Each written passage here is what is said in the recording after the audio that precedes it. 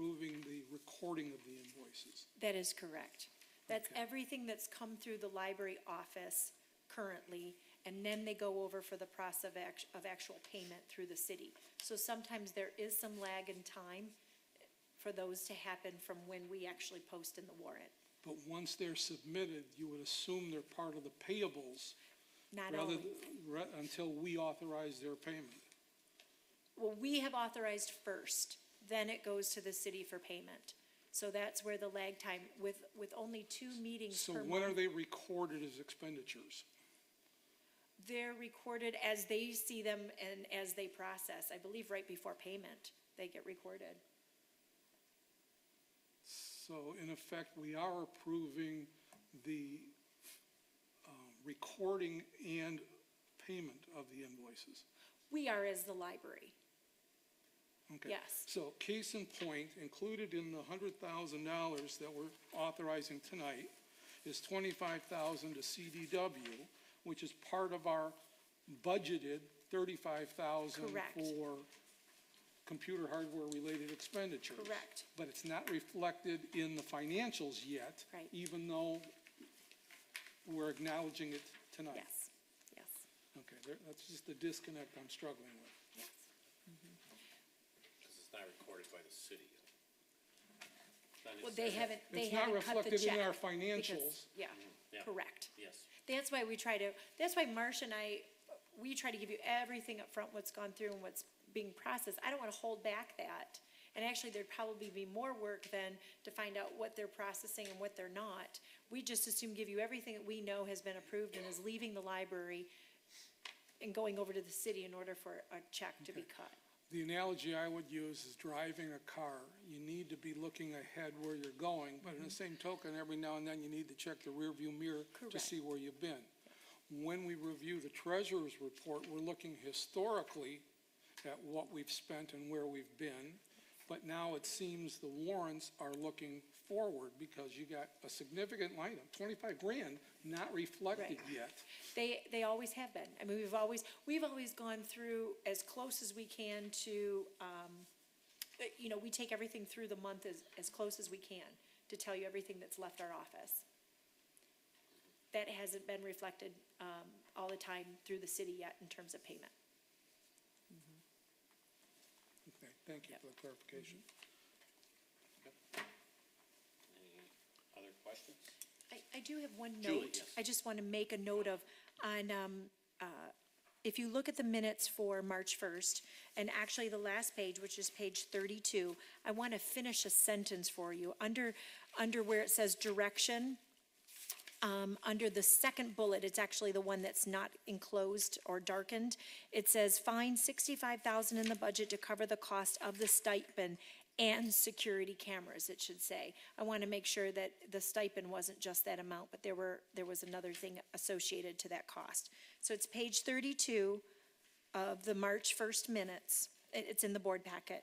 And it's that second bullet, it's the one that's not filled in. So I just want to finish off that sentence, and we'll make a note of that for the minutes. Find $65,000 in the budget to cover the cost of the stipend and security cameras. Yes, okay? So just so I want to make sure.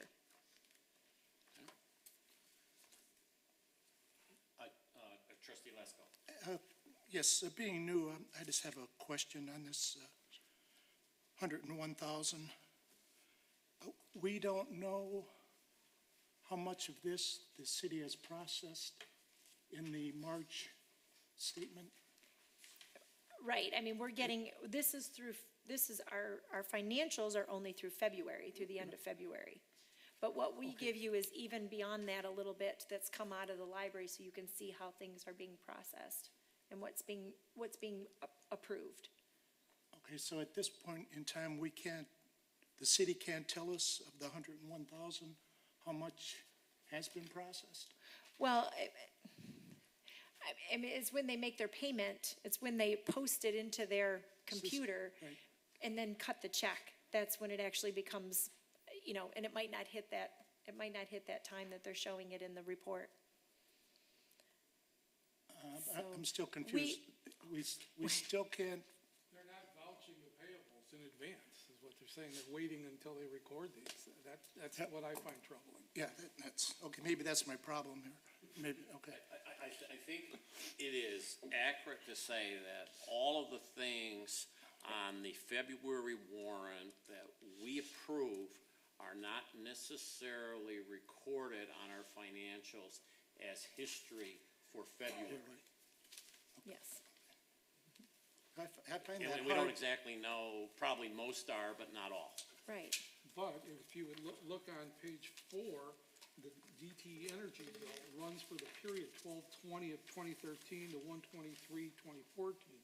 So it's the January electric bill that's been delayed.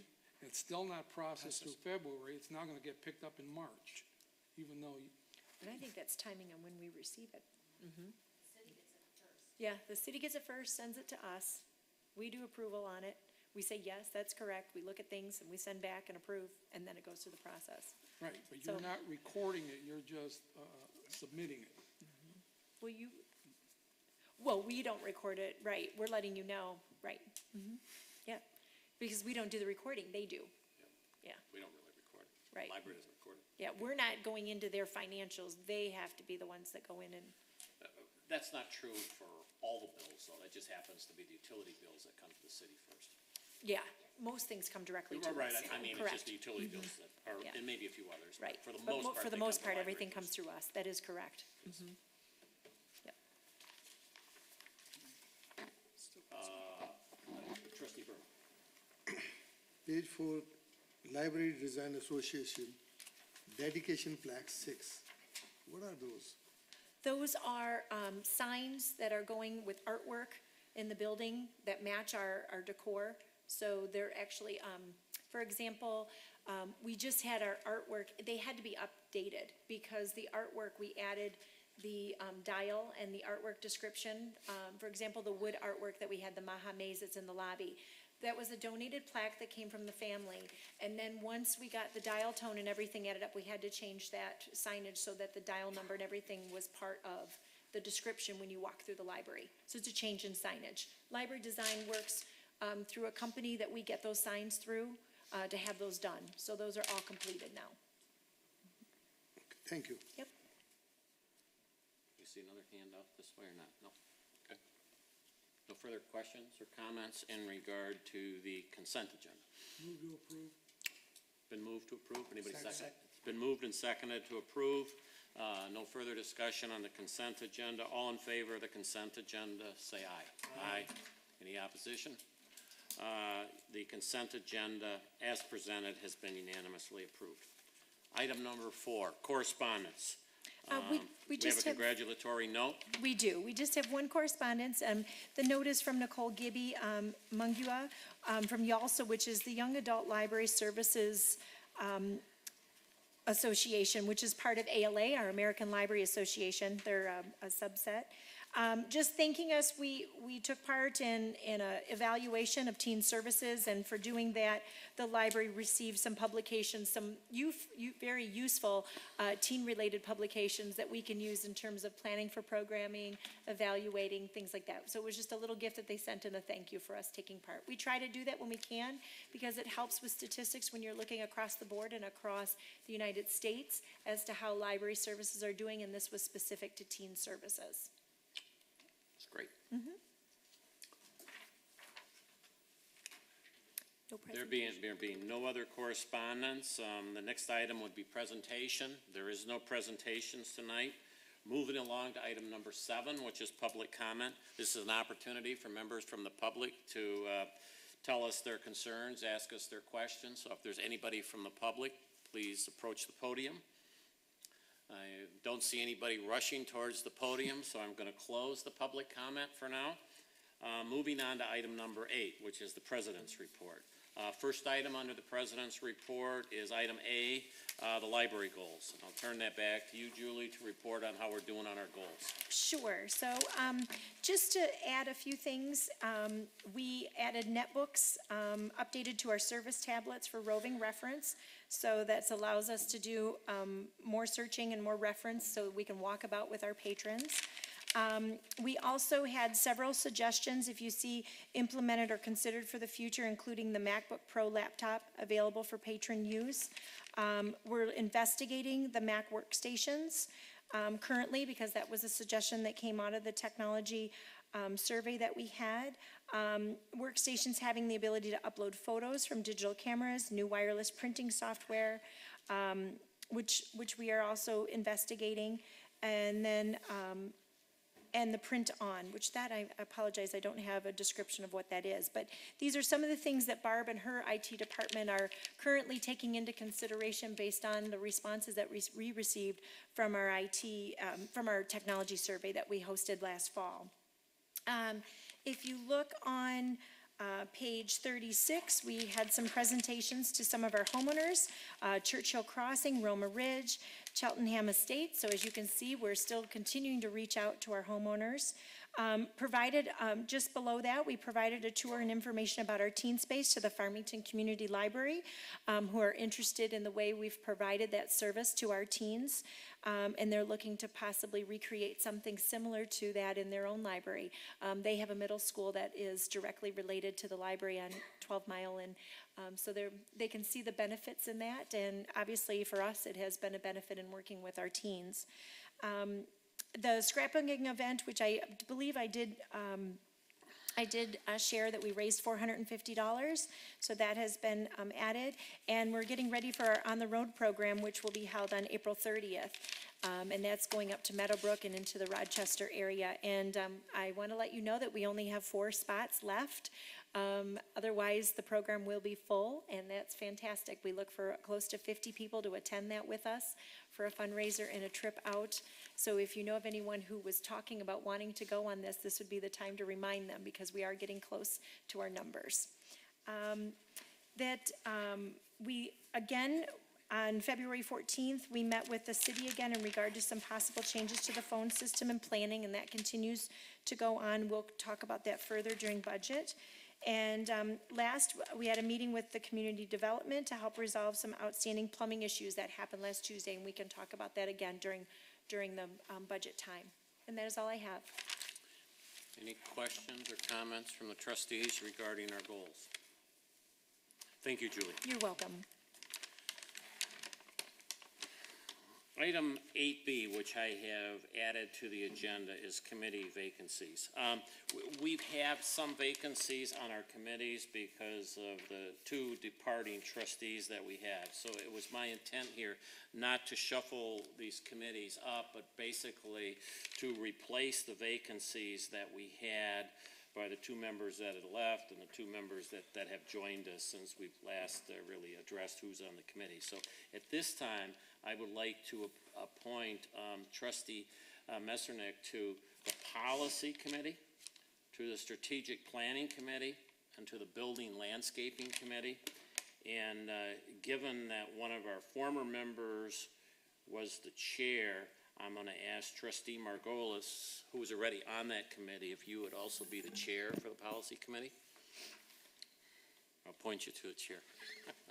Thank you. I would like to appoint John Lesko to the Policy Committee, to the Fundraising Committee, and to the HR Committee, which will fill all the vacancies on those committees. And as just kind of a reminder, Trustee Verma is the chair of the HR Committee. I would like to appoint myself to the Finance Committee to replace one of the departing members. And that way, I think all of our committees are back at full strength and all have appointed chairs.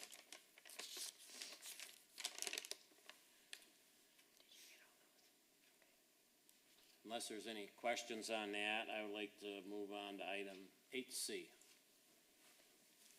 which is the Nomination Committee. This is like an ad hoc committee that will meet really between now and next month for purposes of coming up with a slate of officers for the next year.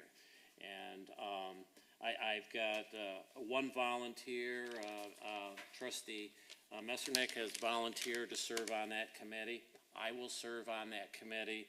And between the two of us, we will come up with a slate for nomination of officers for next year. What I would like to do is encourage all the trustees to either contact myself or Craig and indicate your willingness or your unwillingness to serve as an officer for next year, so we can, come up with our slate with, the wishes and the desires of the other trustees in mind. The only real absolute ground rules that we have for officers is that you cannot have the same office for more than 2 years, which means I am ineligible for president, and trustee Mena is ineligible for vice president, but those would be the only exclusions that we have because we both served in those capacities for 2 years. But other than that, everything's open, and like I said, I'd encourage the trustees to either talk to myself or Craig about your desires to serve or not serve, and then we will make a presentation at next month's meeting.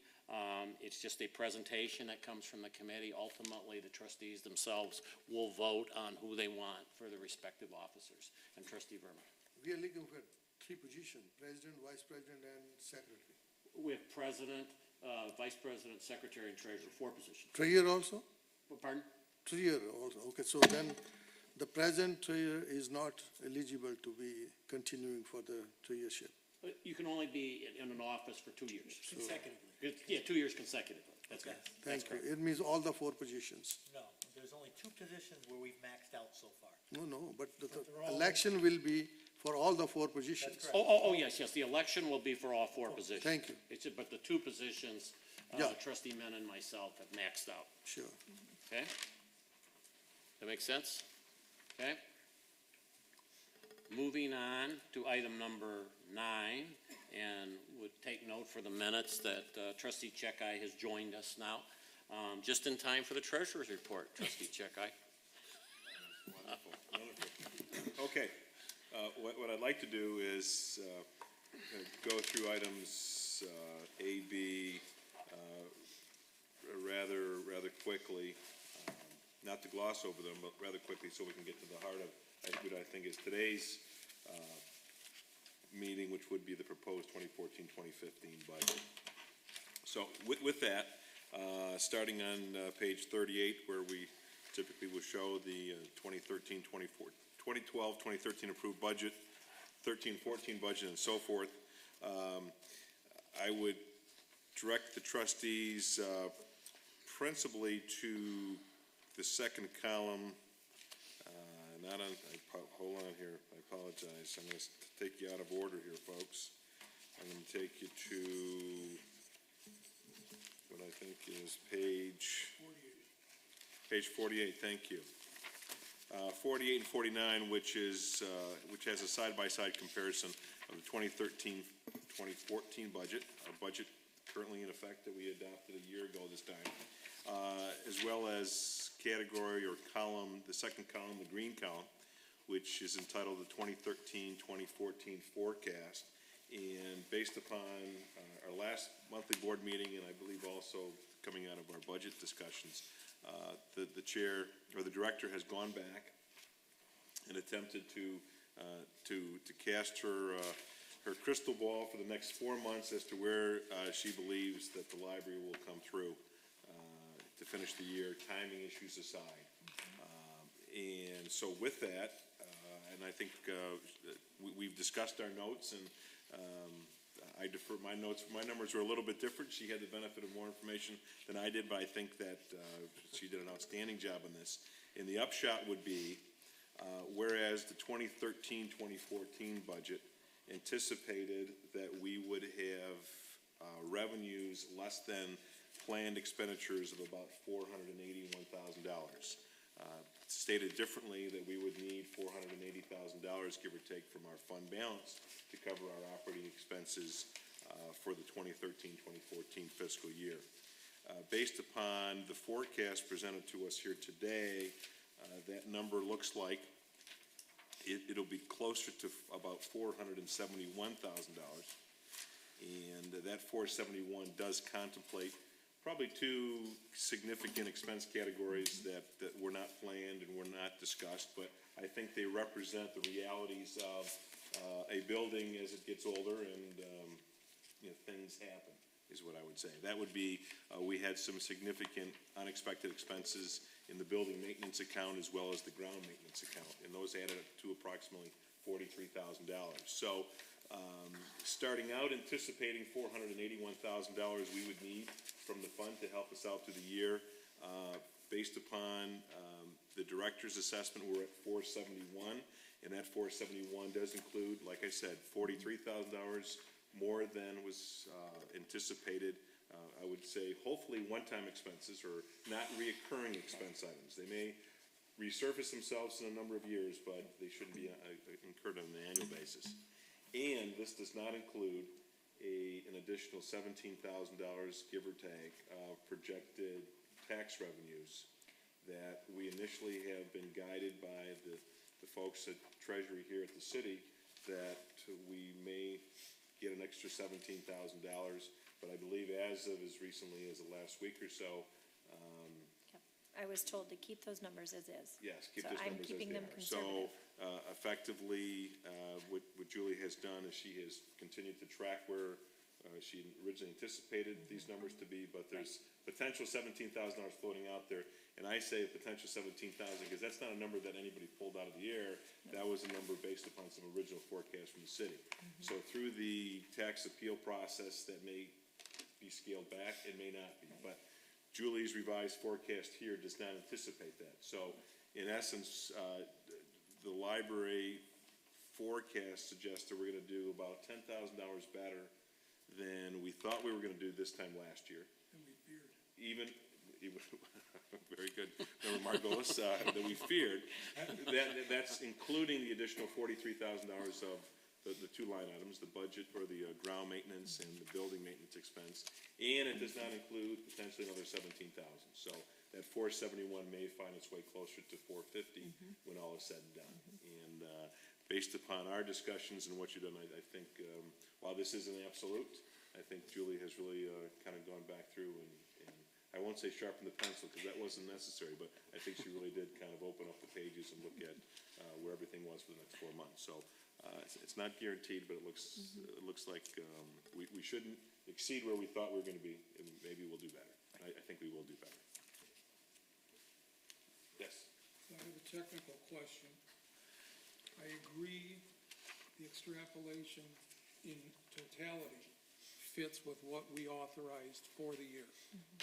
However, just a point of clarification, it was my understanding that the director and staff has line item capability within the major sections of expenditures to rob Peter to pay Paul, okay? Correct. That being said, if we got 43,000 of additional items, which we've fully discussed and we've approved, and they're built into the numbers, then if you look on page 49 on your total services and charges, if you pull 43,000 off of your 473, the second column, that puts you at 440. That's still greater than what was authorized. Correct. So do we need to make a budget allocation formal adjustment because you're exceeding, if you indeed hit this plan, you will have exceeded your authority. Right. If you pull 43 out, it's gonna be 430, not 440. All right, then you're gonna be close. Okay, then you're right. Yeah. I will chime in the sense that we have historically, whether required or not, we have historically done amendments to the budget if there is a category, not a line item, but a category that exceeds it. So I would say that even though we have specifically approved those two items for 43,000, they end up going in services and charges. So, regardless if you back them out or don't back them out, I would recommend that we would specifically make an amendment I think that'd to be great. approve a higher line item in the services and charges category. Thank you, because then I can provide that to the finance department. Then the only way to keep it in balance is to pull it out of personnel services. Oh. That's where the savings is right now. Right.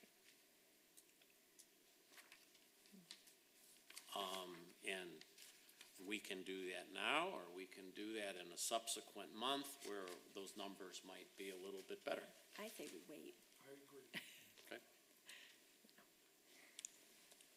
Sorry to interrupt your report, trustee, but, That fits in perfectly. okay.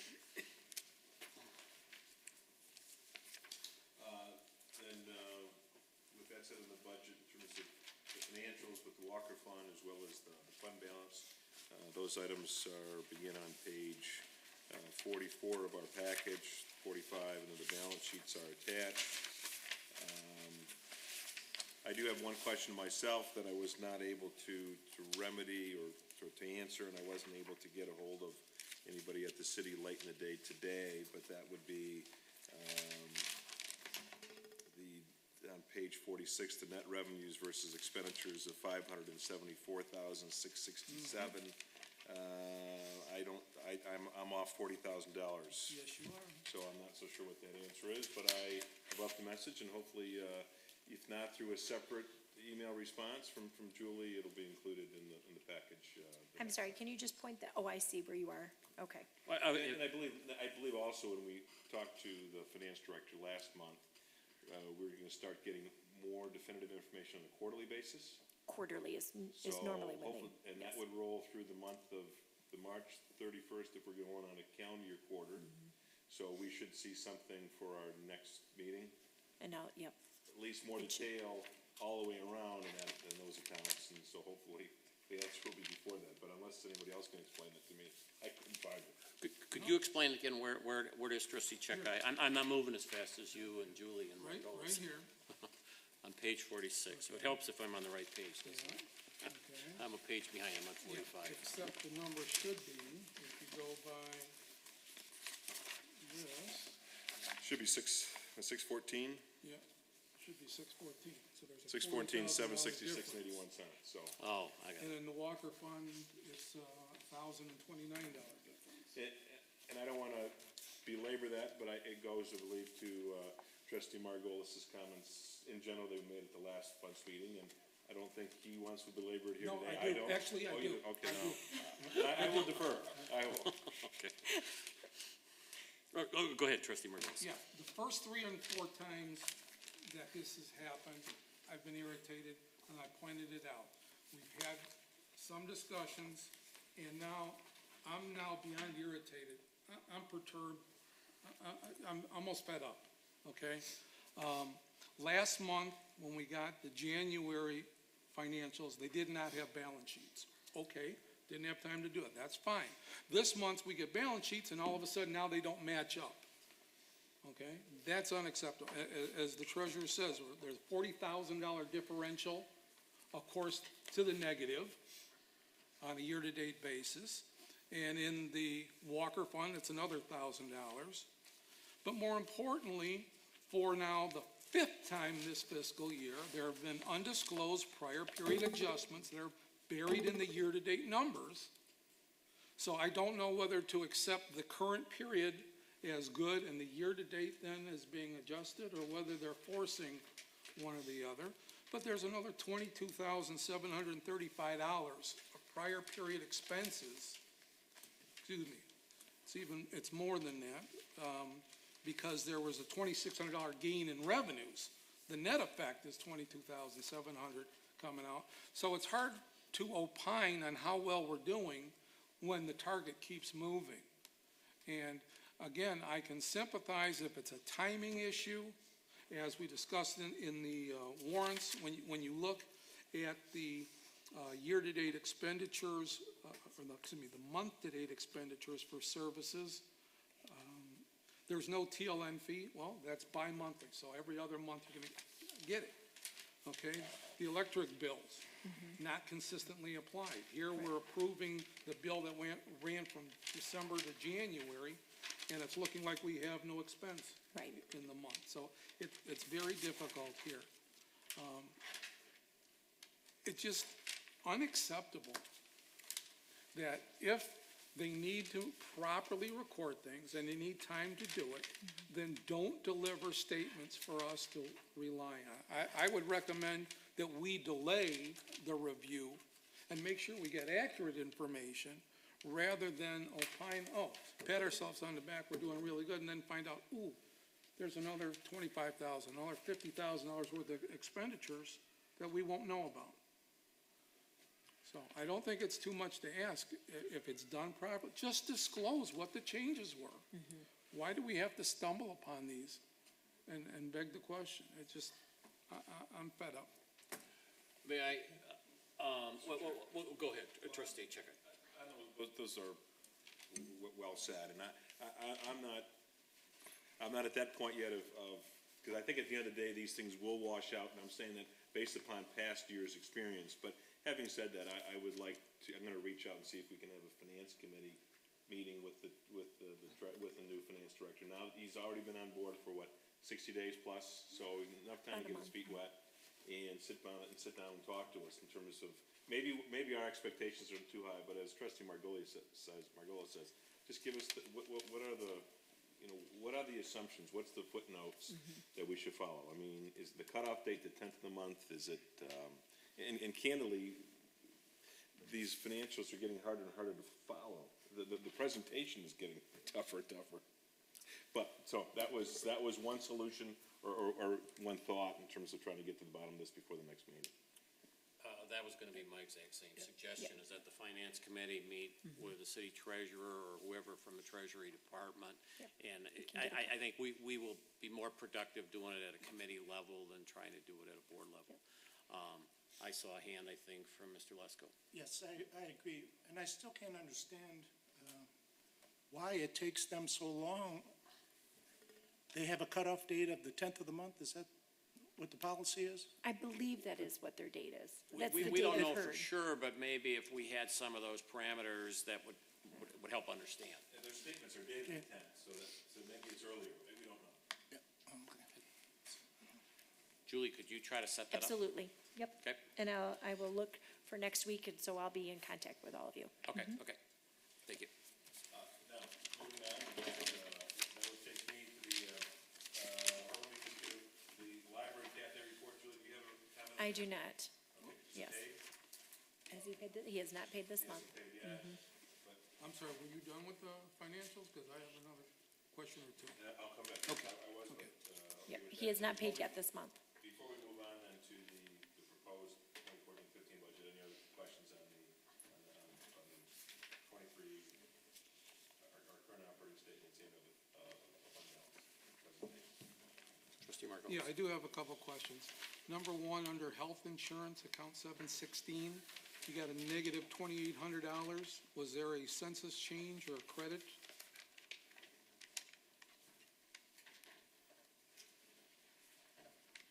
What's category? Health insurance, account 716, it's a credit balance for the month of 2809.56. I don't know, I'll actually have to call and find out. Okay. Normally, that implies that there was a census change, either, somebody came off or whatever, but I didn't have I'm any hoping we changes. weren't overbilled. Yeah. We didn't have any changes that I'm aware of, so I'll have to Okay. find out. In category 745.300, electronic resources, 12,500 credit. Was Yes. that for a return of something? It was a double billing, actually. billing, And we okay. took care of that, yes. Yep. Yep. Okay. So, I mean, again, when you look at things at face value, the total supply categories for the month is only $4,000. That's the smallest month ever that I recall ever seeing. So we didn't buy any materials of any significance. Yeah. And we got these credits for overbilling. That's great. Okay? In the category of services and charges, it was only $13,000 for the month, or 2.99%. Again, that's the smallest month this fiscal year. We're all scared. Timing differences, no TLN bill, no Right, electric right. bill, Correct. whatever. So the total expenditures as presented for the month of February, $144,000, or 4.84%, smallest of the year. Yeah. Well, it helps when you don't have the warrant issues, which you just approved 100 grand, some of which related Right. through February 28th recorded. So, it just, I want to give you kudos for a great month, but, Right. you know, you're on target, We, that's good we are enough. spending it, it's just not showing. Right, right. Julie, Yes. given those numbers that appear to be missing in February's activity, when you looked at coming up with the $471,000 as the anticipated hit, if you will, off of the fund, I'm assuming that you included some of those bills that we haven't seen, so that, okay, thank you. Yes, most definitely. Back to trustee Checker. And another one, just a note, is if you look at the books line, I didn't change the books line, and I'm carrying that out to the end of the year. Springtime is a huge publication time, so you will see a lot of major purchasing going on probably March, April, and May, because then we have to have our final numbers in order to close out for the end of the year. And that's both October and typically May, June are big publication months. So we can do pre-pubs and get them purchased and get them, in the queue, but and so that we've spent it in this budget time, but, yeah. Back to trustee Checker. Just to finish, to all those points, that's why it was that much more relevant to have the forecast through the end of the year, the last 4 months, from the person or the persons that know which bills haven't been paid, which Right. ones are still coming due, which ones we still have books for, and so forth, because Right. if we follow the percentages, it just doesn't make sense, so, thank you again. You're welcome. Okay. Okay. And we will actually be taking up the proposed 2014-2015 budget towards the end of matters for board action. Or, Yes. yes, It's up to the Yeah. chair's discretion. We have it for matters for board action, so we'll take it in item 16.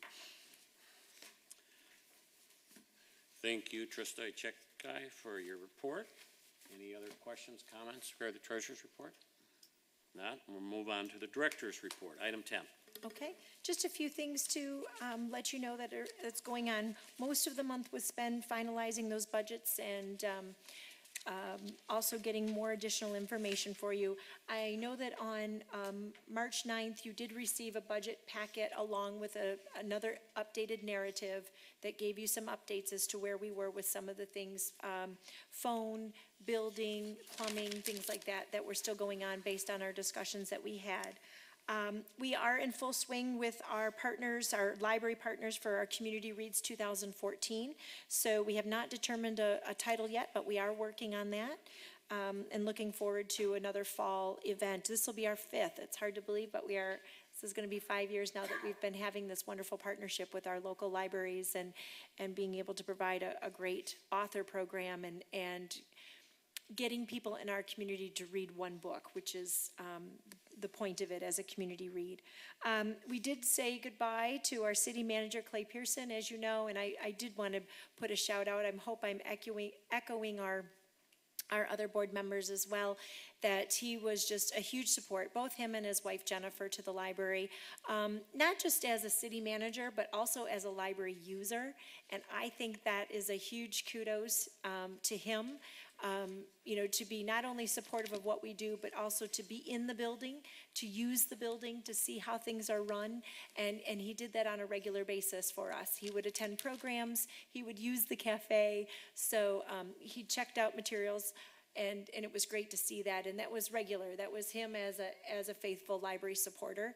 And we will miss him, and we hope that we will get someone in who is just as much involved in our library. And I know that those selections are going on, and they're going to be looking for a new city manager. But just a thank you to him again for the support.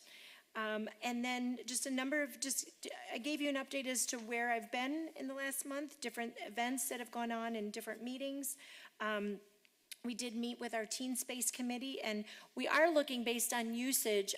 We're finding that the students that are using the Teen Space, we found last year a drop-off in the attendance, and we related that to the sports that were being offered in the spring. We're finding a different group of users from our teen group, and we think that we will continue our teen space closer to the end of the year this year instead of cutting it off like we thought we would, based on the sports and possibly the students not needing us. But our partners have agreed, and we will continue it through close to the end of the year, if not right up until June. And then lastly, I want to thank the board for supporting me and our staff. There were 4 of us that went to Indianapolis last week to attend the Public Library Association Conference. That's a conference that comes up every other year, every 2 years. And it is really the only conference, along with going to the state conference, the conference that I like to go to because it's specific to public libraries. We get so much out of it, networking opportunities, listening to what other libraries are doing in terms of programming and services, you know, how they provide lean opportunities for changing the way they do, you know, they work in the library, how they provide different things. So for us, it was a real treat, and I thank you for supporting the continuing education for all of us to do that and to go to those conferences. This was very good for all of us, and hopefully we'll be able to go in 2 years and go back again. So thank you, all of you, for your support. Then we go on to our statistics. Margie's report is in there, and it covers some of the programming, some of the events that we've been doing over the last month, the different types of collections that we have featured, and the different types of programming. Page 54 is the report from Mary Ellen Mulcrone for building operations. Obviously, we were still dealing with a lot of snow, and that we did have a leak in our vestibule, which has been taken care of. That was from a large amount of snow that was sitting on top of the vestibule roof, and that was taken care of. So we've made sure that that's all secure. She notes many repairs and different things that have gone on in the building, and providing a number of sessions to our public for technology. We do have a new cleaning crew on board, and they have been doing a fantastic job, very much an improvement from what we were seeing from the prior company, and so we're glad to be providing, we think, a much cleaner building to our community by making that change. On page 55 goes into our statistics. So for the month, we loaned out 38,000 items. We issued 200, I'm sorry, I was looking at the total, that's overall. But if you look at February, 268 cards were issued. 59,205 items were checked out. And then borrowed items, that's from other libraries, bringing them in 3,900. And items loaned out was close to 4,580. We are, just a note, because we put our read box information there. Obviously, we haven't had a report with the read box, but we are working on implementing some new read boxes in the community this year. So hopefully those will be some additional numbers that we see and checkout, not checkout per se, but usage of material. If you look on page 56, so total circulation, so far we're at 529,067, of which in February 59,205 items were circulated. We're using our self-checkout at about 58%, so that goes up and down just a little bit here and there as we have usage from our self-checks, staying pretty consistent throughout the year. So really that means just over half of our circulation of checkout of materials is happening at our self-checkout machines, which I think is great. Patrons really adopted and used the technology. Just as I was leaving today, a staff person was showing someone new how to use the self-checkouts. We continue to do that because we do see a lot of new people coming into our building, or maybe never thought to use the technology before and want to try it. We find that the kids are the most of interest to that type of technology, and that kind of tends to get their parents then involved in using the technology as well, which I think is very good. In terms of usage, let's see, we're looking at our computer logins, and we're doing very well there. Daily average of about 890 for the lending laptops, I'm sorry, for total. If you look at public workstations, wireless, and lending laptops, there's an average of about 890. Our public workstations continue to be used heavily. averaging anywhere from 4,000 to 5,000 usage on public. Wireless again, actually, we're already exceeded our wireless from last year, if you're looking, at 1314 to last year's 1213, so that's really good news. Lending laptops as well, I believe by the end of the year will go up and exceed the numbers from a year ago.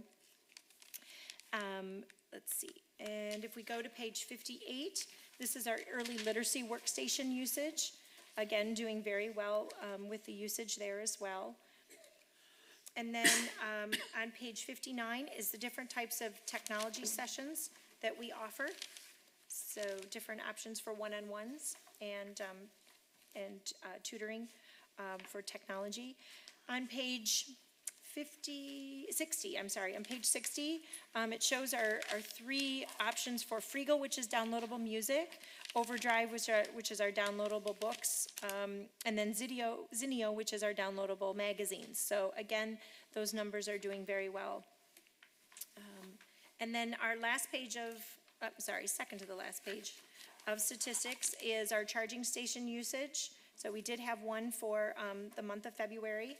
Our meeting room rentals, really high for February, as you can see, 1,500 people compared to January's 981. So a big month in rentals and usage of our meeting rooms. Not all rentals, but usages as well. But and then the final page is our library app and how that has been doing in terms of hits and visits. So it goes up and down a little bit here and there. We continue to do a lot of marketing and getting people to know that we are available by a library app. And that's all I have. I'm happy to take any questions. Trustee. I have three questions. One is, I don't know, you didn't mention about the main entrance, where we are on that. I was going to address it in the budget information. We have, but I'll happy to do it now. We have received information from the architect. They've given us a couple companies to reach out to for an air curtain.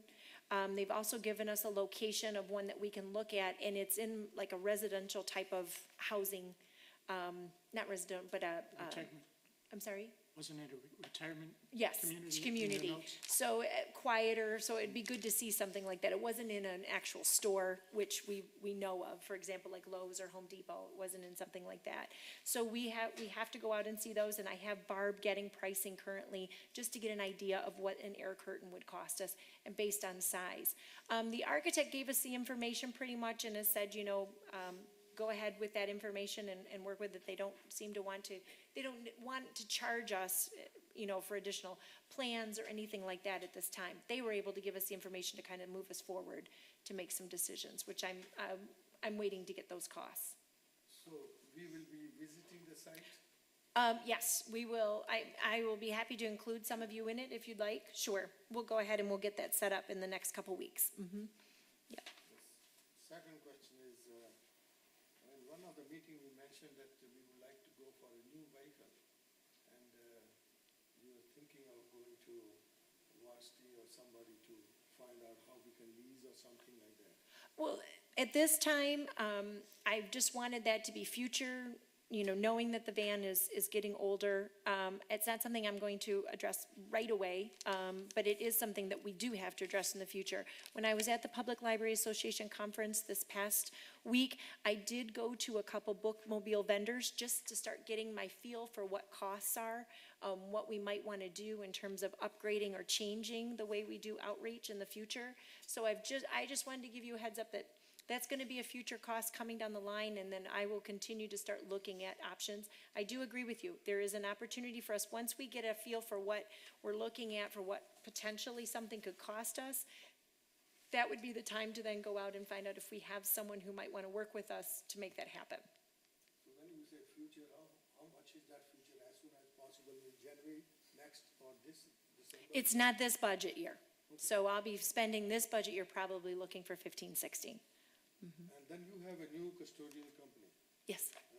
Did you hire or you went through the city?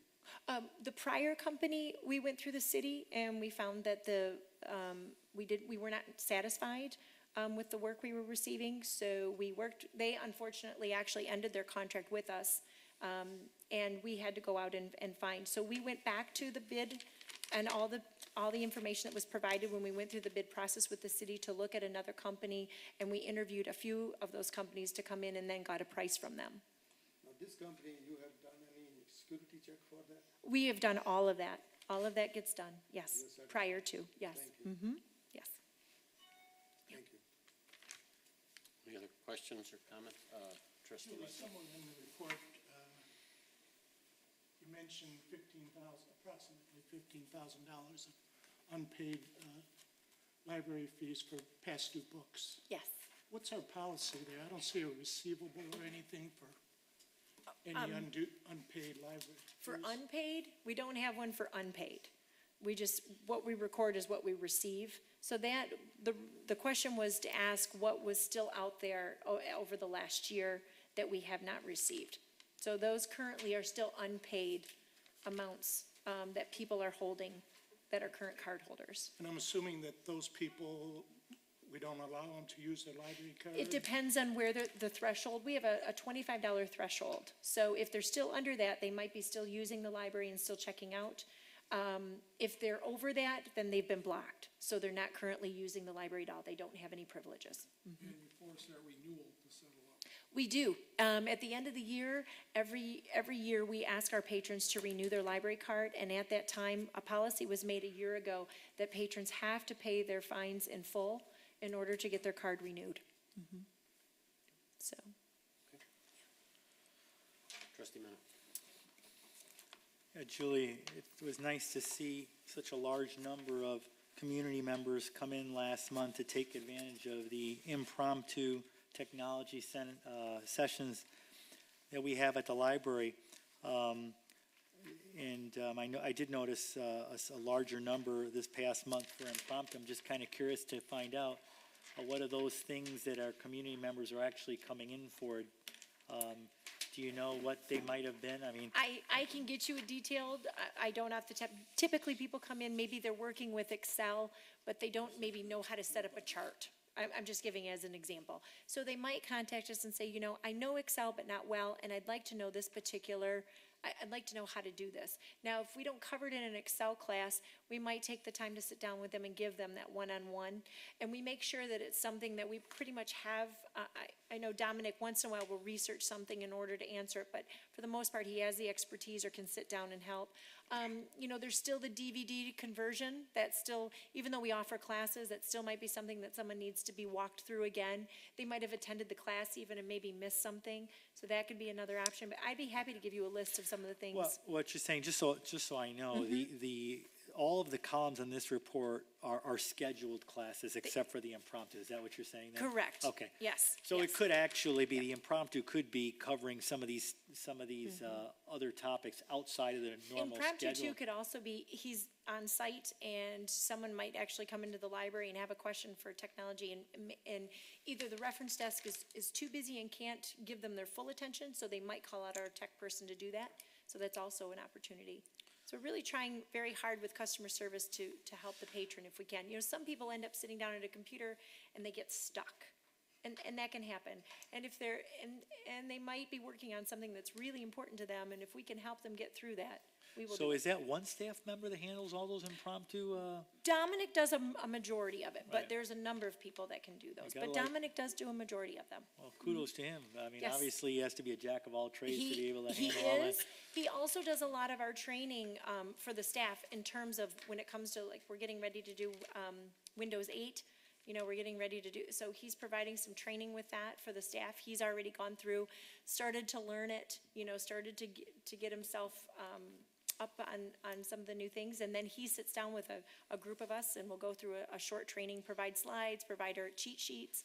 So it's really great that he's honing in on things that we might need and then giving us that little bit of training. It definitely, for us, it's more cost effective to do it that way than to send someone out, you know, and pay for a program that we know computer classes can be very expensive. So we're definitely getting a good deal with Dominic being on board. Well, pass some kudos along to him. I'd be happy to. On I our can also- behalf, Yep. because it is pretty impressive. Absolutely. The other thing too, is that Dominic receives very positive responses. I have received so many comment cards about how helpful he's been to help someone get through, you know, a difficult technology issue. And so he's well-known. Good, yeah. Yep, happy to do that. Trustee Chicker. On the same chart, I'm just, are these all the scheduled classes? Mm-hmm. So, but the impromptu, that could be just, he That could be answers, just a question? It could be a question, it could be, yeah, usually it's just quick things, or if, you know, it takes only a few minutes, usually. Depends on the learner. Thank you. Yep. Yes. Just my own experience, when I've had some problems with the computers up in the library, the service desk personnel have been very helpful Great, in clearing up the problem. great. I'm glad to hear that, and I'm glad it's not just Dominic, but a lot of the staff that will come to the rescue. Usually, in one of the meeting, you discussed that you will be getting another person because Barb is doing two jobs, IT as well as facilities. That's what I put in as a Where proposal. we are on, I'm sorry? where we are on this? That was all part of the budget. No, but what is your progress on that? I'm not doing anything until I get I get a budget approved. Right. Yes.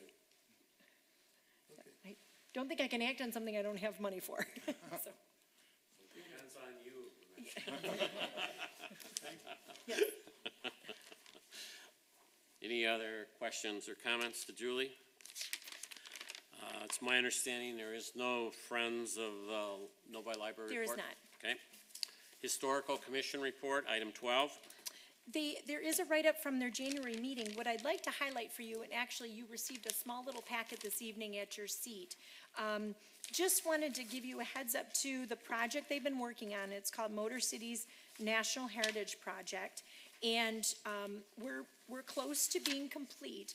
What you're seeing are, these are large displays that are going to be located, 3 at Pavilion Shore, 1 at Tollgate Farms, 1 at the Novi Four Corners, 1 at Novi, one which we'll talk about the Novi Special. There's a question as to where that might be located since we have the car in the library. I think we might want to put it near that. And then we have the businesses along Grand River Avenue. That's another display, and then the railroad. So these are 8 markers that are going to go throughout the city of Novi, located at different at 5 different locations, I believe, because there's a few of them going on the same. But going on different locations, and these are historical markers. This was grant money and also a little bit of money from the Historical Commission to work with this group called MotorCities.com. They have these markers, these historical markers all throughout. In fact, you can go to MotorCities.com to look at all the different locations where they've placed them. But I have proof, I gave you copies tonight, but I actually got a proof back in its actual size. They're quite large. I would say maybe 3 foot by, maybe 3 by 3 feet. So they're large posters. I just had them delivered today to the office. And that is the actual size of them. They're going to be delivered. And as you can see towards the back, it explains how they're installed. So depending on the park or location where they'll be going, they are weatherproofed and everything. And this is a marker that someone could walk up to and read based on when they're visiting these areas, and then get a historical feel for what went on during that time or what happened in that location. So pretty exciting. Again, this Historical Commission has really took on some fantastic historic projects, I think, over the last couple of years, and this is just another example of what they've been doing. What we will do now is, this will probably go as a presentation to council so that council can see them, and because they have yet to see what's coming. I mean, these have gone through the city, obviously, and we've worked with city members to make sure that they are okay with the way these signs are done. And then we'll be able to go from there. I'm understanding that probably an early summer installation will occur once the language and everything is approved, and then we'll do a big unveiling. A map will be done and where people can find these, and then we'll try to I will expect some press, obviously, and then we can push out for people to know where these historical markers are and where they can go to learn more about Novi history. So, pretty exciting stuff. And that's all I have from the Historical Commission. Any questions regarding the Historical Commission? If not, we'll move on to the Student Representatives Report, item 13. Jessica? Okay. So to start off the month, we had our TAB meeting with 16 students, and we talked about the summer reading program and the upcoming programs. And then after the TAB meeting, we had a blind date with the book program. So we wrapped up books and put little keywords on them, so people could check them out later. And that was a great success with 17 teens attending. And then we had our tween advisory board meeting at the middle school with 9 enthusiastic students. And then for Teen Space, of course, it continues to thrive with 716 students over 19 sessions. So that averages out to 37 kids per session. And then upcoming programs, we have our Divergent Initiation program, which is this Friday, and then Spring into Spring Craftiness on April 4th. And yeah. How does the blind date with a book program work? Okay, so we wrapped up books that everyone chose out, and then we put keywords on them so that when people are looking for books, they look at the keywords, and then they can check it out like anonymously, so they can unwrap it at home, and then it's a blind date. Okay. Oh, okay. That's very interesting. They had some great descriptions on them too, to kind of tease that reader, to see, and they did them face out and had a display for them as well. It was very cool. That's great. And the Divergent Initiation, what is that, please? Divergent is this book being made into a movie. It's coming out on Friday, so we're doing a little pre-party for it. Yes. Yeah. Yes. Any other questions, comments? Thank you very much. Thank you. Committee reports. I don't believe we had any There committee are none. reports. Okay. Item number 16, which is, item number 15, which is public comment. This is the second point in our meeting where the public is allowed to make comments, ask questions to the board. So if there's anybody in the audience that would like to make public comment, I ask you to come forward now to the podium. Nobody is running forward to the podium, so I'm going to close the public comment section and move into item 16, which is will be probably the heart of our meeting tonight, the matters for board action, which is our proposed 2014-2015 library budget. Before I turn that over to Julie, I just wanted to thank all of our trustees. First of all, we've met on 2 Saturdays before, so taken 2 Saturday mornings out of the trustees' time to go through 2 study sessions and narrow this down. And so really, I think that was extremely productive. I find not only is it meaningful for me as a trustee in terms of narrowing down the issues and getting closer and closer to a final budget, but it's kind of a rehab of all what's going on in the library, and it's kind of like a refresher course for many of us as we look at budget items. It reminds us what's going on, how it's happening. So it starts out as numbers, but it really is a lot more than that. So anyway, I wanted to thank the trustees for donating 2 of their Saturday mornings to go through that, and then also really to thank Julie and Marcia and the other staff members that not only attended those meetings, but were very instrumental in putting those numbers together. So, I mean, I think that there's been a lot of time put forth before we've got to this meeting, and really everybody deserves a lot of credit for making this an easier process, even though it's never an easy process. With that, I turn it over to you, Julie.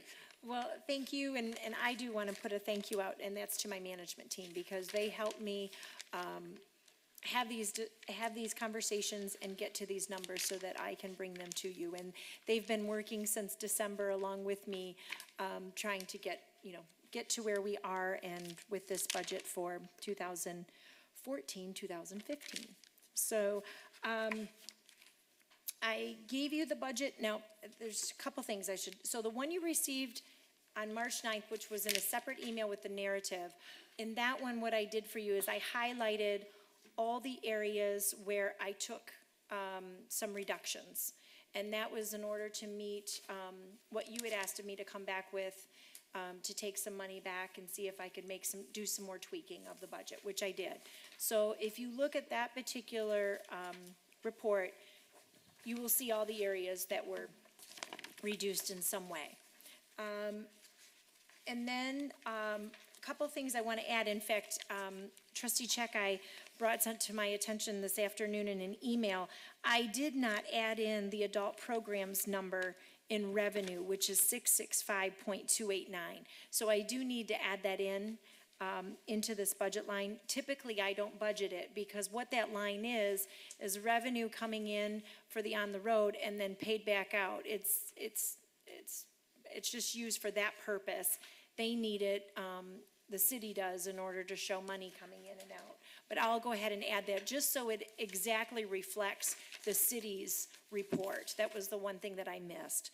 So that's 665.289 for revenue. Other than that, I brought in the budget. Point of clarification? Yes. You're separating the adult programming revenue, but you're not separating the adult programming expenditures? They don't, yeah, I haven't. I mean, they do in their report. They do it when, I mean, I can, but it's gonna show. I know. Well, I can, I mean. Yeah, it's in revenue and it's in expenditure, so I guess we'd be adding both, but it's zero. So we'll do that. We'll edit for both revenue and expenditure. But it zeroes out, right? Yes, it does, yeah. It doesn't change the bottom line. It does not change the bottom line. It Just is, yeah, just to make it consistent. I try to put, because they will add new line item numbers on me and stuff even after the budget goes, so we go with what we've got to work with and then go from there. So I did,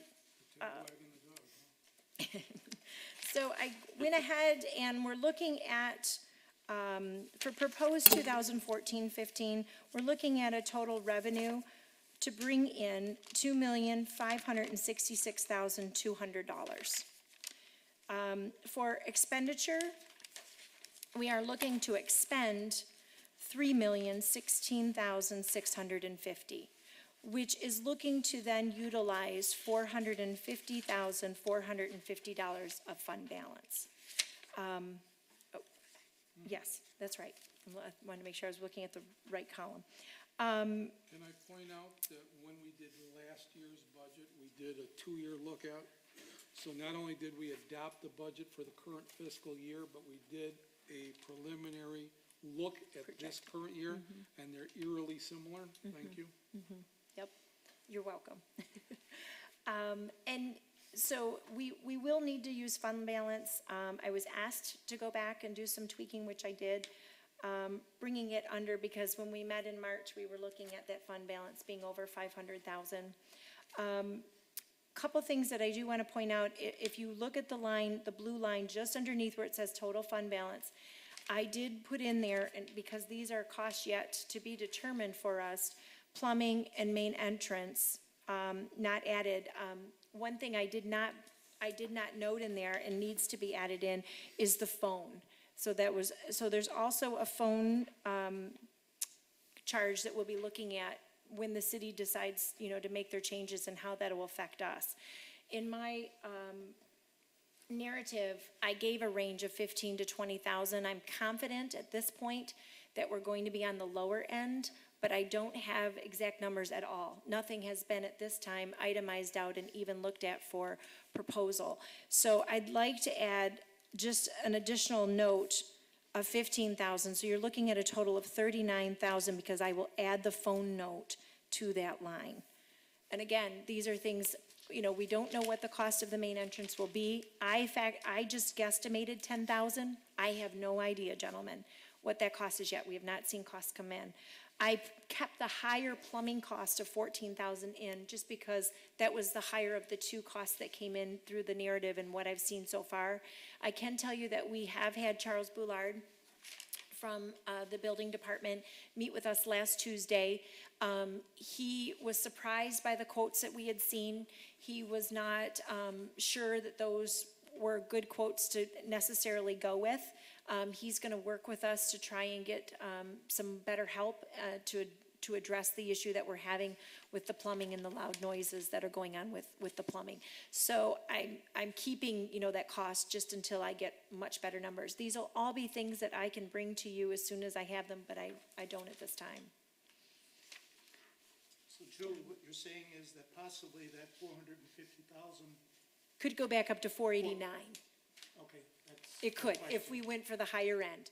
But I didn't factor it in because I don't have any cost to give you. I don't like to give you a number without, unless you want to put that number in as a safety, it's completely up to you how you want me to put that in for final budget. But I didn't put it in. In reality, are we gonna do that work Correct. next year?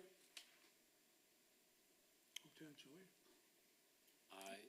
I would think that's a number that probably should go in 934 under building maintenance. For consistency purposes, what we had before under what I will call the yellow line item, where we had building maintenance and ground maintenance, those were already in the previous numbers. And so this is kind of below the yellow line.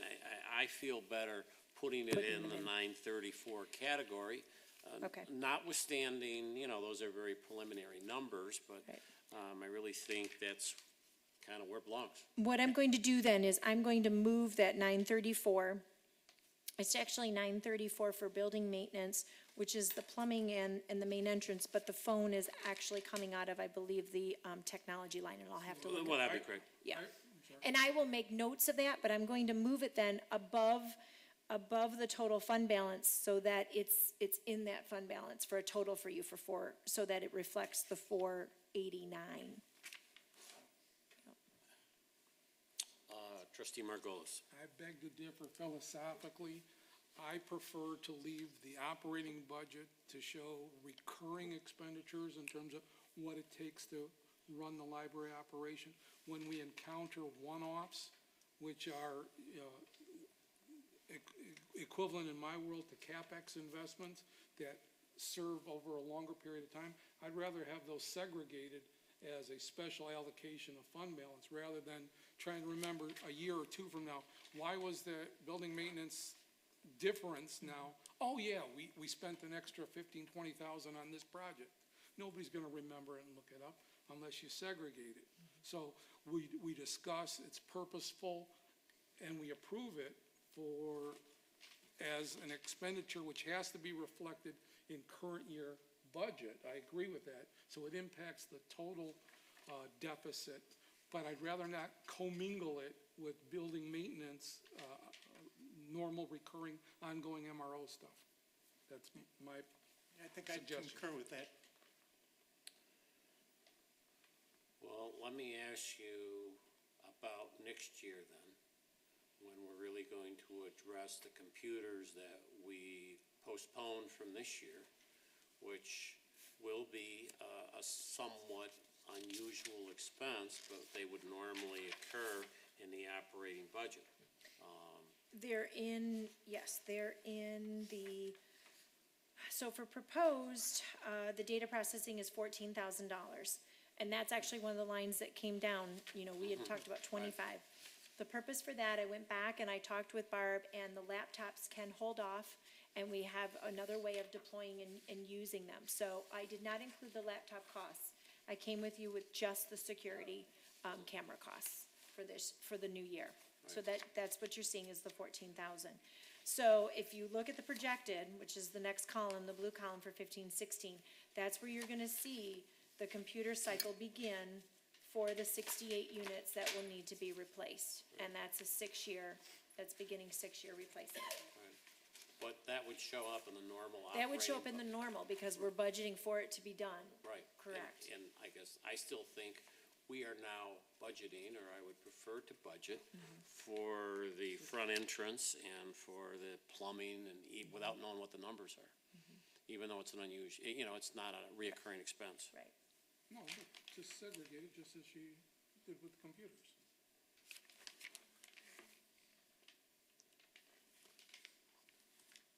So I got 14 this year, but 100 grand, 106 grand the following year. Yeah. Oh, but it's above the total expenditure line. Yes. Right. Yeah, Okay. but it's segregated from, Okay, Okay. I don't have a I problem. wanted to make sure, because I misunderstood you then, trustee Margolis. I thought you wanted for me to still keep it below. Yes. below what? Well, the way I do it, I would have kept it below the fund balance if you didn't want to see it. What I'm gonna do is bring it above and actually put it into the, I'm gonna add it in so that it takes into consideration that $39,000. No, I don't want to mix normal expenses, which are part of expenditures, with capital expenditures, which we need to account for. I'd rather segregate them as separate line items. Well, So when you go okay. for Oh, comparative so purposes. under capital outlay is where I'd be Yes, putting it. exactly. Okay, I see what you, but it's still gonna be part of the budget money. It's still gonna show, okay. Yeah. All right, yep. And Gotcha. I don't have any problem with that. Okay. I would like it above the expenditure line. Yes. But I don't have any problem with being a capital line instead of a, routine expense line. Okay, so I'm going to go ahead and add plumbing, main entrance, and phone, which is approximately $39,000.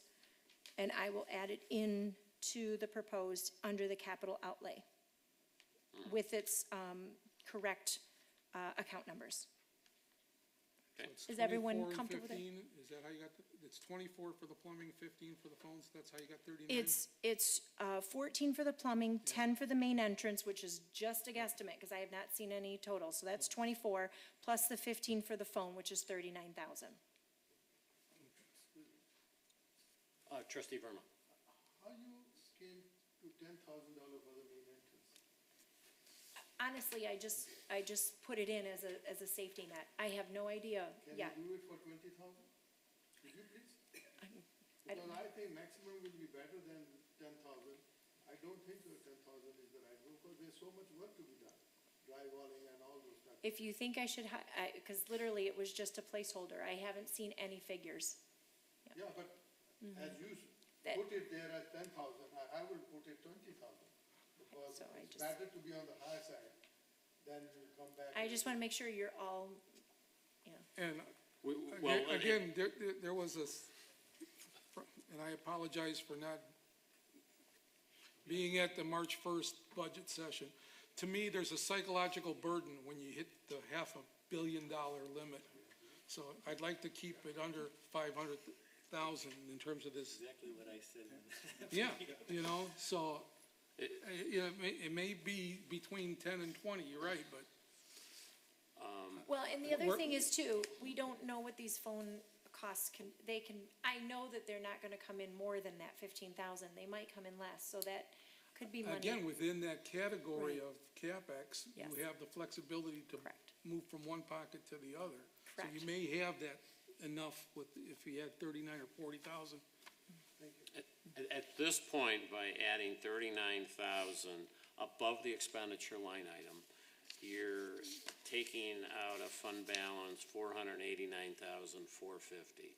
And I think the consensus at the last study session was to keep it under $500,000. So, I think that's where you're at now, and you've taken the direction the board has given you and come back with something as we've asked you to do. With that, I'm gonna turn it over to trustee Chick. Just point of clarification, I thought we asked you to come in under 450. You did. And then we also talked about ultimately Oh, what's gonna be a CapEx expense, and we had a brief conversation of, for example, if we segregated the fund monies, if we talked about the Walker Fund being set aside for capital improvements and the balance for operations, and so we were trying to get ourselves to what was operating and what was not. And I think we talked a little bit about how the computers, software, and the machines are, while they're CapEx, but they're so germane to your nature of your business versus a one-off, as trustee Margolis said, the building, changing the exterior of the building, or changing the design of the plumbing system, or something along those lines, or the phone system, but I thought we said 450. You did, which I did But we bring didn't under. include those. But we didn't, those- these three items weren't discussed enough at our March 1st meeting to even put them into the budget. No, I think we left them out, because that wouldn't be part of the operating budget, and we're still waiting on information at that Right. time, and so they were just so limited amount of information Right. available that, to make a budget call today, so we Yeah. can get it into the Right. That just made some sense, but I didn't think we included those somewhat purposefully in those discussions. Can we agree for now that if we're going to include those items, and, we haven't approved the budget, but if we're going to include them, they're above the expenditure line item? Yeah. So that we're looking at a fund balance of, 489, 450. Now, if we don't want to do that, we don't want to do that, but just if we're going to show them and discuss them, they're moving up above the expenditure line item in the capital outlay. And we could decide we don't want to prove that or not, but that's where, at least where we've got them all arranged at the same location. Trustee Checkeye. Point of clarification, of the three items that you have referenced, the phone is really not it's not an option. Yeah, I mean, The issue is the city is changing their phone system. Correct. And we either pay money to them to go with the new system, or we have to go on our own. Doing nothing means you don't have phones. well, it means that we don't have auto attendant, so we have no way of allowing people to dial into different parts of the library. You're gonna get just one phone coming into the library, one phone number. We also will lose our art, dialing system, so you won't have the art tiles anymore. We won't have any of the art descriptions that we had. And we also lose our call pilot. So, which I had Barb go back, if you saw the orange, I gave a little more detail, as to what, what this means for us. So they're going to a system that doesn't support what we have in place.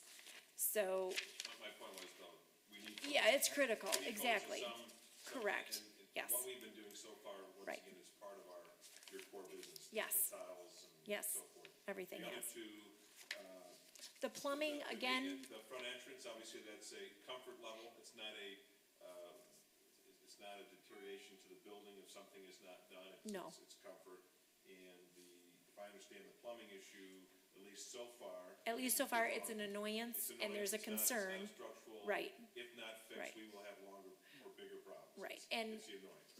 Charles did say to us when he came out that he wasn't concerned that there could be an overall, issue with plumbing because of this. So, that's great to hear, because we were told, well, over time, if you didn't fix this, you might have a bigger issue. He didn't seem to think that that was the case. But again, he's going to continue to work with us on it. Yep, sure. Trustee Verma. I beg to differ about the maintenance comfort level.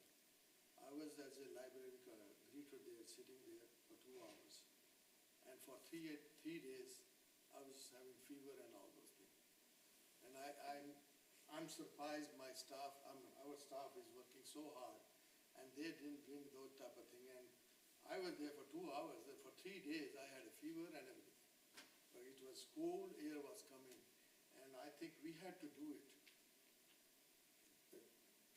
It is a concern. No, it is. And concern, and this was the first year that I'm we heard from a lot of surprised how our staff patrons is that I were guess I look at concerned. it this way, But- taking your point, and for budget purposes, we're talking about spending too little, too much, and here's your parameters.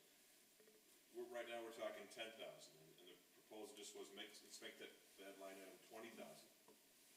Going on your premise, and I think probably from the staff, if it's a $50,000 fix, some would argue that we don't have a choice, we're gonna do it anyway. So whether or not we make that call tonight, or we make that call in April or May or June, it sounds like we may just do it. And I would say that may be the same thing with the water issue. It's not a Right. structural Right. problem, it's an annoyance, and if Right. the board is inclined to say we have to take care of it, whether or not it's within your Well, and- $3,000 budget or it's 13,000, Right. if the board's inclined, they're gonna say, take it out of the fund balance or one of our accounts and pay for it. And knowing from Charles that that it's not gonna create a bigger issue later, gives us a little more time then to continue looking at and hopefully getting in some more plumbers. I can't get plumbers to get on the same page to give me the right answer. And we've had a number of plumbers come into the building. So nobody wants, even though I've got two giving me two, I can't get anybody else to back up those two I guess what I'm saying suggestions. is there's really once you're in, you're in. Right. But you're not kind of pregnant, you're pregnant. Whereas like we did with the computer software Yes. and the hardware Yeah. limitations, we could say, you know, you asked for 15 this year, we don't think we want to spend it this year, Right. do 5. Right. No, Whereas this is, we we're gonna can't have to make commit it. half a repair to the entrance, and we can't make half a repair to the phones, Right. or arguably half Right. a repair to the water. To the plumbing, right. So I don't think it really matters what we put in there, I mean, for the budget purposes, we're gonna do it, or we're not, one or the other. We'll vote on it. We'll eventually vote on it. Right. Okay? Anything else you wanna? Okay. Those were the two major things I wanted to point out. Well, what I have here now then is I've tried to math this out correctly. We're talking about total expenditures, next year, $3,055,650, taking from fund balance, $489,450, and, revenues are going to be 2,566,200. $2,566,200. Those are the major categories.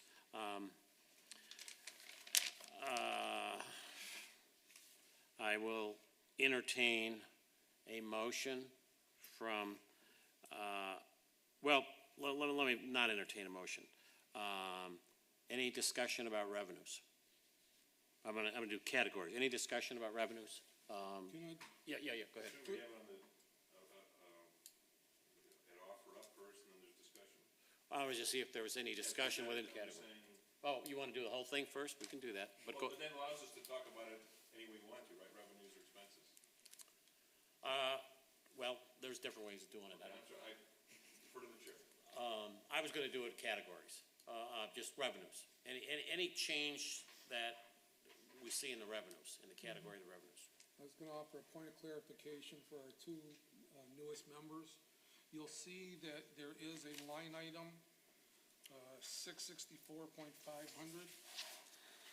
There was a change in the last 18 months in the way the city handles the investment portfolio, and they've gone to a mark-to-market philosophy.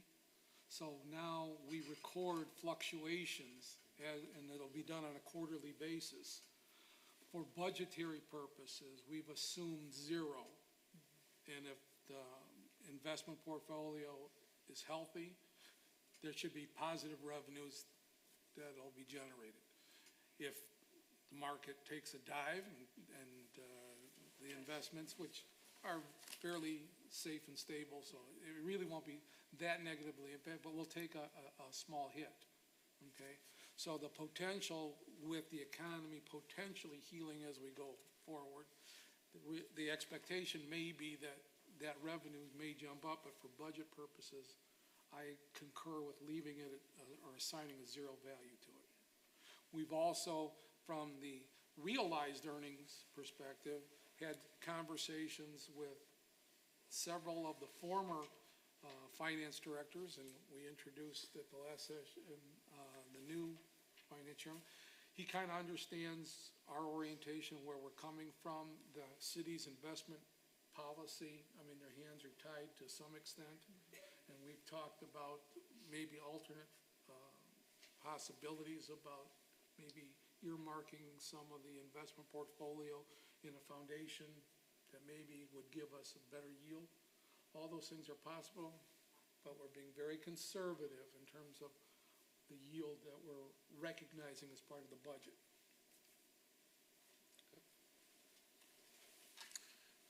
Any other discussion relative to the category of revenues? Any questions? I'm going to move on to any questions in regard to personnel services under the expenditure category. We're moving along very well here. Any?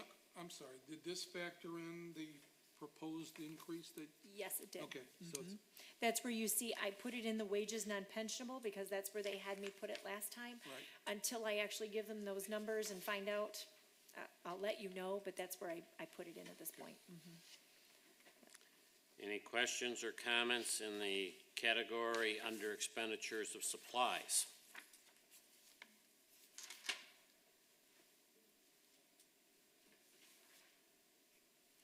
Any questions or comments in the expenditure category under services and charges? Yes.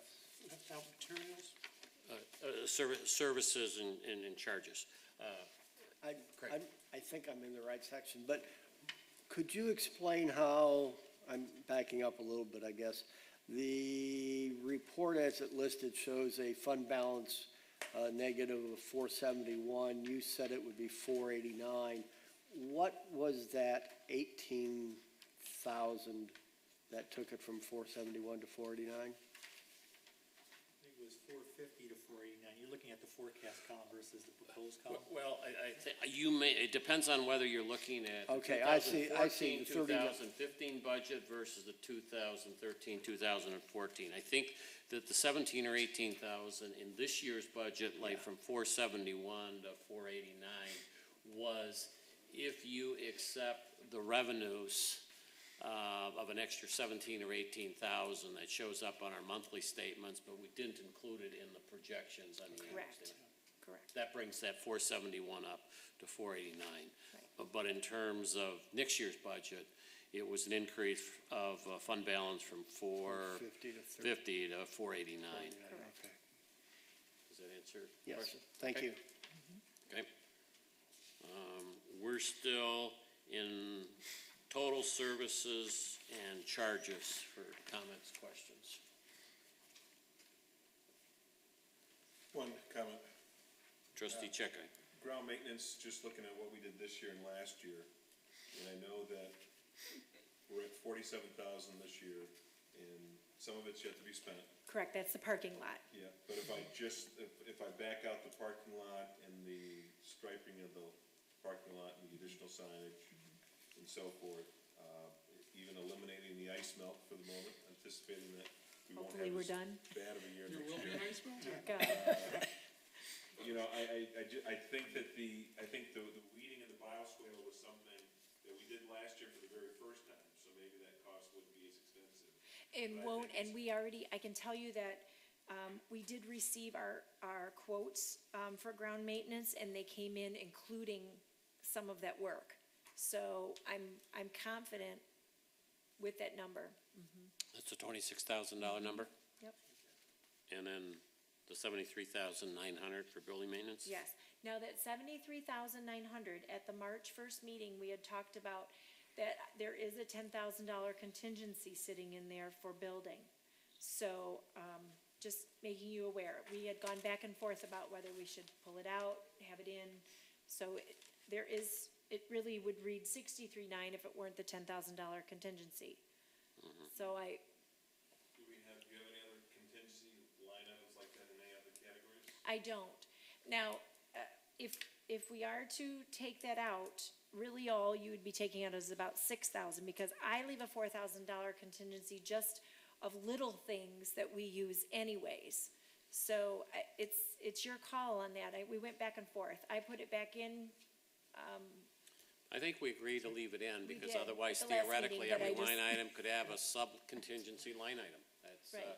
we maybe don't know what that 6,000 is gonna cover, But that's what that is, and that will be explained to my staff, that it's not, this isn't the, hey, we've got it, spend it. This is above and beyond. If anything happens, I need to know what that is in order to record and say, we're dipping into this contingency because of X.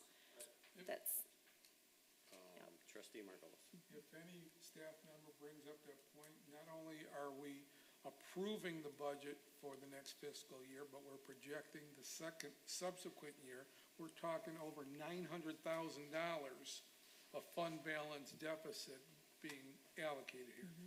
Okay? Right. I don't know that anybody realizes, that's a chunk of change. Yeah. Okay? yep, So I would reiterate, yeah, if we happen to be efficient and come under budget, don't feel the need to spend it. right. No. Because we're gonna be spending it either this year or next year. I kind of remember the discussion. We got a building that's getting a few years older. There's going to be, the maintenance number is going to keep going up, even though we don't know what it is. Do you have a question? Check I was gonna say, why don't you, as opposed to leaving it as a contingency, then why don't, if we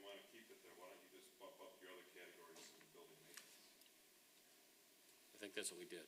Yeah, that's, No, aren't you just, you're still showing it as a 10,000 contingency within your numbers. Not really. No, it's all under, it's all one number. It was not a separate line item. Not anymore?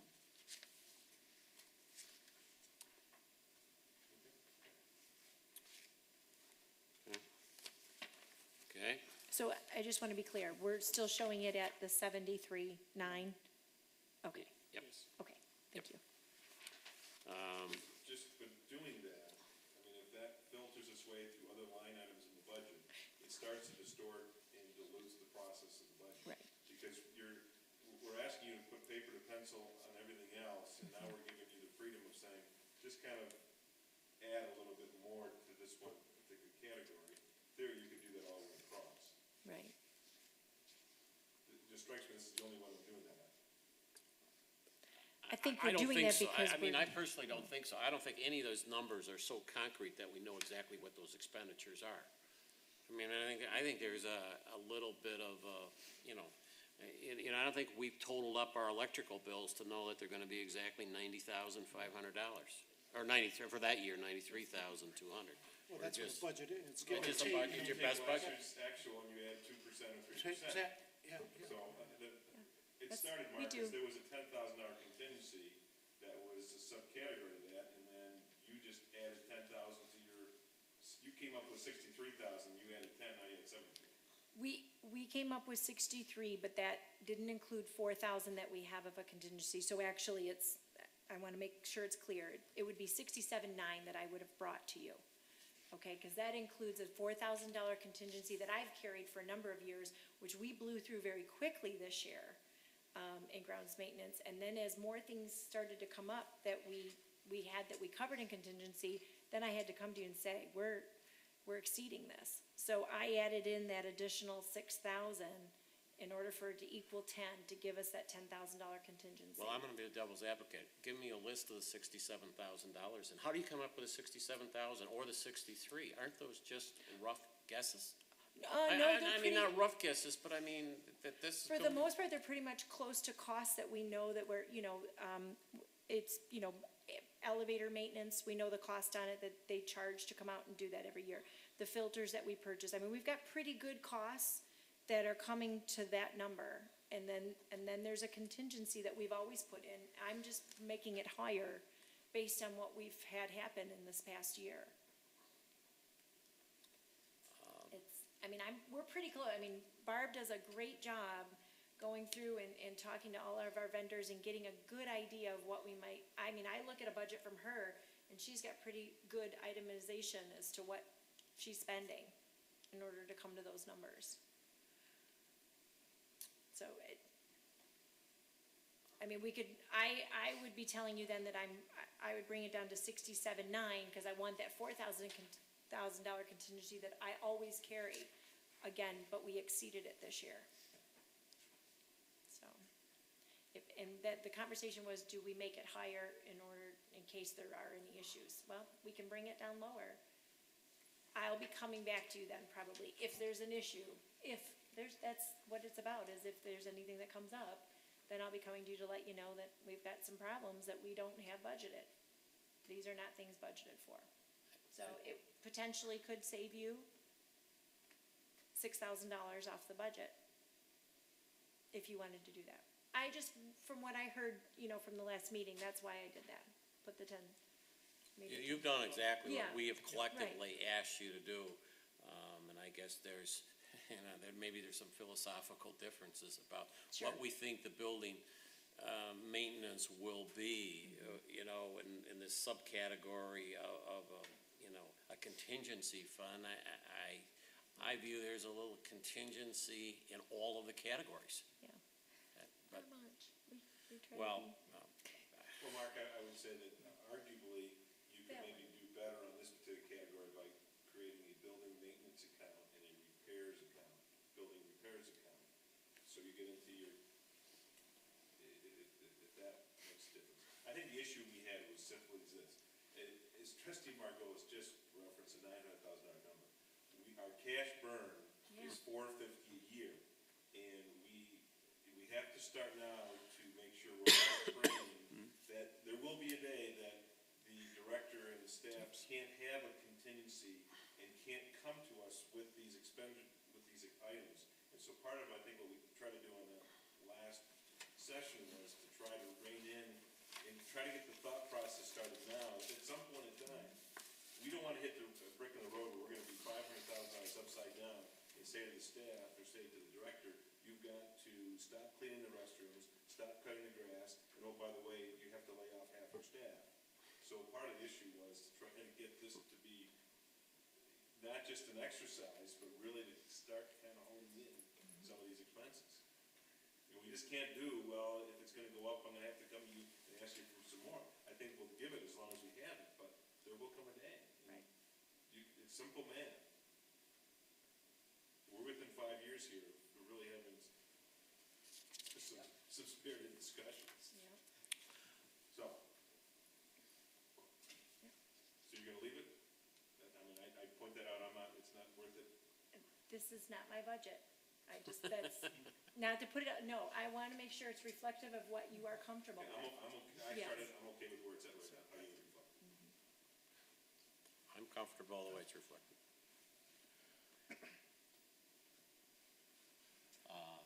Trustee Margolis. I'm gonna throw in one comment and then make a motion. For budgetary purposes, I like round numbers. So if I tried. if we're gonna add 39,000 and change for the capital investments, massage it so it comes out to an even 490,000 maximum deficit for the year, so that we know that it's a true budget. And if you'll do that, I'll make a motion that we accept the proposal as submitted. I think you're a little bit ahead, because I think you're suggesting that be done in the capital line item. Instead of 39,000, you're suggesting it be like Which I could easily- 39,550? Which would be fine, because that 14 that I gave you, it's a little more than 14 if that's where the plumbing is. So that's, wouldn't be a problem. But Okay. Julie, your budget as presented calls out a fund balance of 450, right? 450, 450, yes. The 489 was something that was discussed here, but that wasn't your. Correct. I just want to clarify, we're going to be voting on your budget. No, No, No. Well, Yeah. we've moved it up Correct. because Yes. we don't like it below the line item. We don't Right. like it before the expenditure. Right. We've got it up above in the capital, so right So if now. there's a So as motion amended. made, it would be to make those changes. yes, okay. And I think what Trustee Margolis was saying, let's use round numbers. Let's not use 39,000, let's use 39,550. So we got a $490,000 Net deficit. net.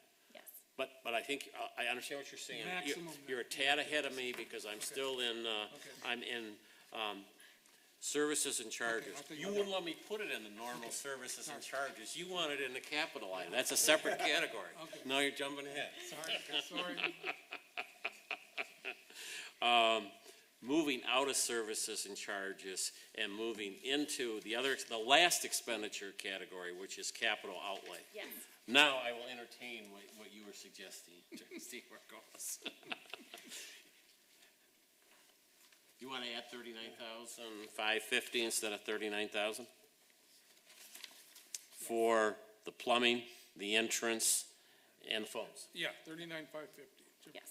Okay. Bring it up to an even 490. And I will put it in the capital outlay. Or to bring it down to an even. And then, so what does that do to the expenditure line item? That changes that by 550? Yeah. So that's 3,000,000. Well, it goes up by 56,000. It's gonna go up by 39,550. 39,550. Yeah, but I've already got, I've already You got already have everything that. but the 550. 002. Needed That's a calculator. 3,056,200, Yes, okay? versus 2,566,200, yes. Okay, so, now, what we have in the capital line item, just to repeat, because it's a little, we've done a lot this verbally, we got a contingency of 0, we got a building improvements of 0, we got data processing of 14,000, we've got furniture of 0, and we have plumbing, entrance, The main And- entrance could be construed to be building improvement. Yes, I think it'll end up being building maintenance. I'll be taking that building maintenance line. And I'll have to find out from the city where, but I will put all You will three of break, those. you will break out the Yes, 39,550. Three separate items I will break out. Okay, Yep. okay. Now, that I will open up that for discussion. There's probably some, going to be discussion here. Trustee Menn. But where did we put the line item for the phone system changes that we need to make? That's in the 3955 Okay, that's in going to be. 39.5. And just a Just question part about of that, because I'm capital. still on a technology, and I'm still a little bit lost, because we really haven't discussed that issue to details, but just a thought, at least to investigate, to see if it's possible. The city is upgrading their system, okay? The only reason we're being forced to upgrade is because if we don't, we lose, I think you mentioned 2 different pieces of functionality that we currently have now. We would be losing, let's see, I'm just going back to my notes. So, because replacing the analog phones has been proposed since 2010, this is what they've been trying to get to. So let's see, okay. We want to support the life tiles and the art tour, so that's what would go away. The ability to dial by extension, which that's not a big deal, but also having the choice for our auto attendant menu. So when you call in, right now you get an option of choosing 9 different things and where to go. You would lose that, you'd only get a single ring into the building in order to transfer calls. That helps with a lot of calls coming through the building. No, I got that. So my point for asking is the functionality is currently there. They're upgrading, They're right? upgrading, but not to the ability we have. So is there any reason why we couldn't bring that functionality in-house? Yes, there is, and they've stated that they might be willing to give, if not charge a small fee for us to get that to bring it over. Right, to So literally that's- take the server that's handling Correct. that function and bring it in, You are correct. and that may save Right. a significant Yes, amount it of will. money there. Yes, it will, Okay. right. And And I that's don't know if already, there's a small license transfer fee or something like that or there might be some costs. At one time when we sat, they thought maybe it would all come over, but that's not the case, you Okay, know. so that's on the table. You guys are yes, investigating That's all that. being investigated. I So- want this to be I want to keep everything we have, but be the cheapest change needed, knowing that they're the ones going through the upgrade, yes. And that was when? Next spring? They're saying fourth quarter, so it'll be next spring. So I should have good numbers. Actually, I should have some good numbers soon, because they're getting ready to propose that with budgets. So they're bringing this to budget. So I should see some good numbers, or at least the direction we're going in the next couple weeks, I would hope. And we currently have what potentially budgeted as a contingency for that? We have 15,000 is what you added 15,000, tonight. And I really think that's on the high end, I do, but I don't know everything. So with technology, I don't know all the details yet. The 2,700 that we needed for one of the upgrades in order to do this, that's already been put into the budget. So you're not even looking at that cost. This is just for us to get that move and what that means to us. So those are 3 items. Plumbing will be separate, phone and main entrance. I have 24,555 for the entrance and the plumbing, and I got 15,000 for the phone. Yep. Okay. Any That's further right. discussion? on That's capital? Going back to the phones, Julie, would you prefer to be on a standalone system versus with the city, or? If we, What's your in order choice? for us to keep it, yes, because we'll lose some things if we don't. And I don't want to lose the functions we have. So if that's what it means, I say do it, pay the smaller cost, which actually will be less, to bring it over, and then we have it all anyways.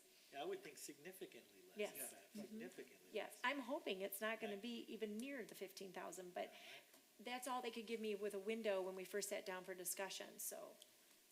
Because when we sat down, they were just starting this process. Further discussion on capital outlay. Trustee Checkeye. Is there any reason why these 3 items can't be handled like we've handled other large expenses in the past, where we've brought those back and we've had actual numbers, or do we have to have it for today's budget? Right now, we don't know, the city may not approve it in their budget for phones. Well, if they don't, they're not going to. Well, I'm just, we don't, there's an unknown there, there's an unknown what our fix is for the front entrance, and there's Right. an unknown yet on the plumbing, whether or not we do anything. Right. And the issue is, are we saying today that if we approve 15,000, if the cost comes in at 16,000, we can't do it? Or are we saying we have to come back and ask for more money? Right, I'd have to be coming So, I mean, back. we're coming So back it's, talking about Cindy, why can't we talk about these things once we have more information? Is what I'm saying. And we can. I just didn't want to lose the information and still keep those things in your mind, which is why I put them on the budget. Because they're three critical things that will happen this year. But if you don't, it doesn't necessarily have to be in the numbers. You're absolutely right. I can come back when we get those. To me, the advantage of showing them in the numbers is that, pardon me, we don't run the risk of fooling ourselves and saying, well, and I hate to say only, we're only using 450,000 when Right. it's really 490,000. You might as well put the numbers out there now. I mean, and then 450's together. not a real treat, but Right. let's not fool ourselves. Let's somehow identify it as we're looking at potentially. Right. Obviously, if they don't do the phone system, we're not going to Right, spend we're not that out. money on anything else, so Correct. it's. And it's earmarked specifically for Right. those purposes as Yeah. well. To me, the statement that you made, we're going to have to do this next year, means it should be in next year's budget. It is Without done. regard to what the I numbers just, were. I wish I had better numbers for you. Unfortunately, I just don't. But that's why I wanted to make sure we had that conversation. Which is a fourth quarter 2015 item. I know. Because there's pricing, even though they approved to do it. Right. You don't know, the whole system they get may change between now and then. Well, and there's a lot of mapping for them. They have a whole new system they're going to be putting in, so it's a huge project in itself. They're going to the phone system and actually not even the type of phone system we have is still higher. They're just getting involved. They're just getting into the mix as I understand it. So they've got a lot of work. They're changing analog lines and big changes. Okay, I'm gonna try to move this along. Okay.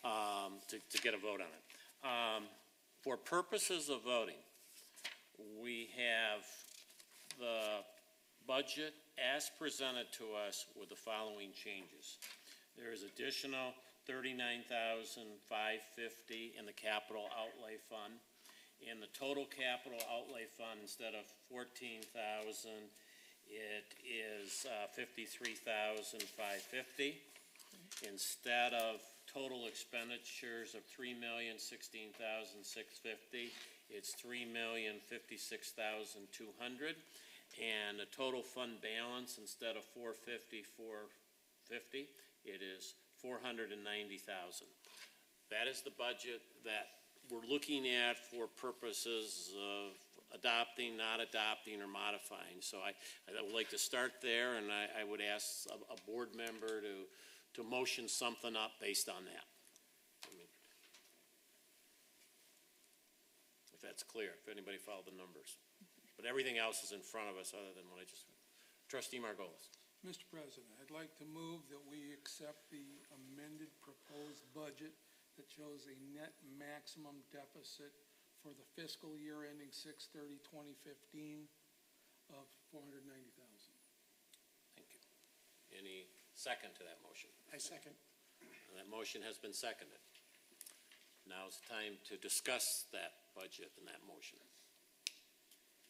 Boy, Julie, I just hope What? that when We we just end the did. year, we can really, we can kind of squeeze that down, you know? It's certainly not a number that I'm extremely comfortable with. But, obviously, we understand what the situation is. So hopefully, we can find some creative ways to save some of that and really tighten the belt here.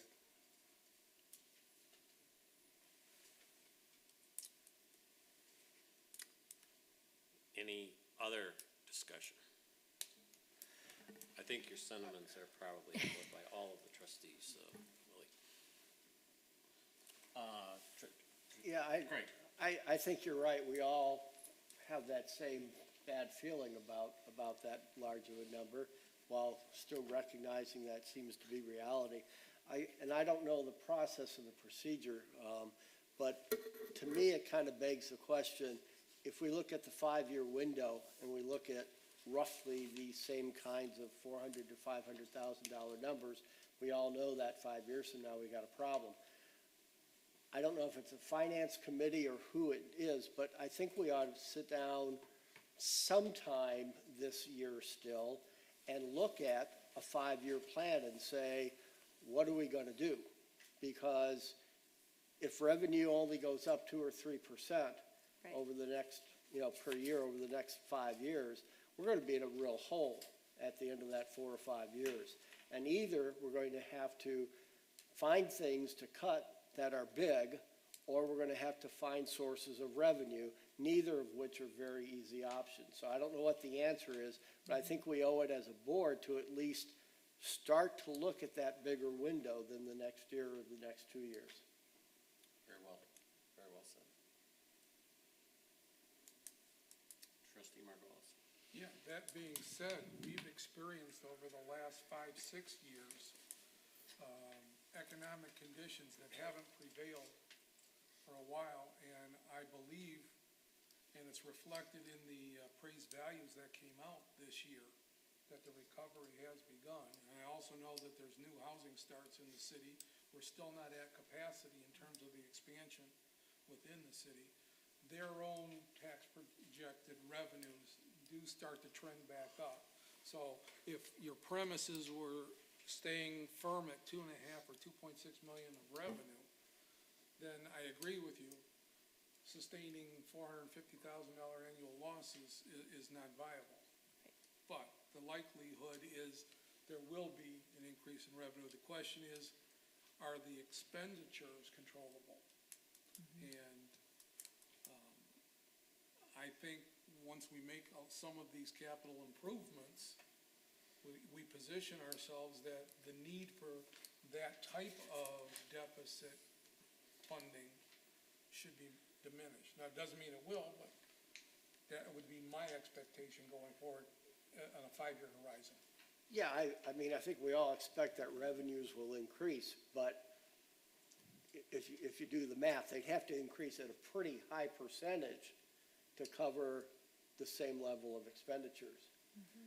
So all I'm saying, I'm suggesting that we take a look at the bigger, longer term and try to take some guesstimates and at least start to think about what's the course of action that we're gonna have to take if revenues go up 3 to 5% and expenditures go up 3 to 5%, and what do we do at that point? Well, but historically, if we target, and this was my advocacy, is your operating expenditures as a percentage of revenues. We maxed out at last fiscal year, and we're starting to decline. So if revenues do go up and we hold the discipline of not allowing your expenditures as a percentage of those revenues to grow, you will de facto then reduce your deficits.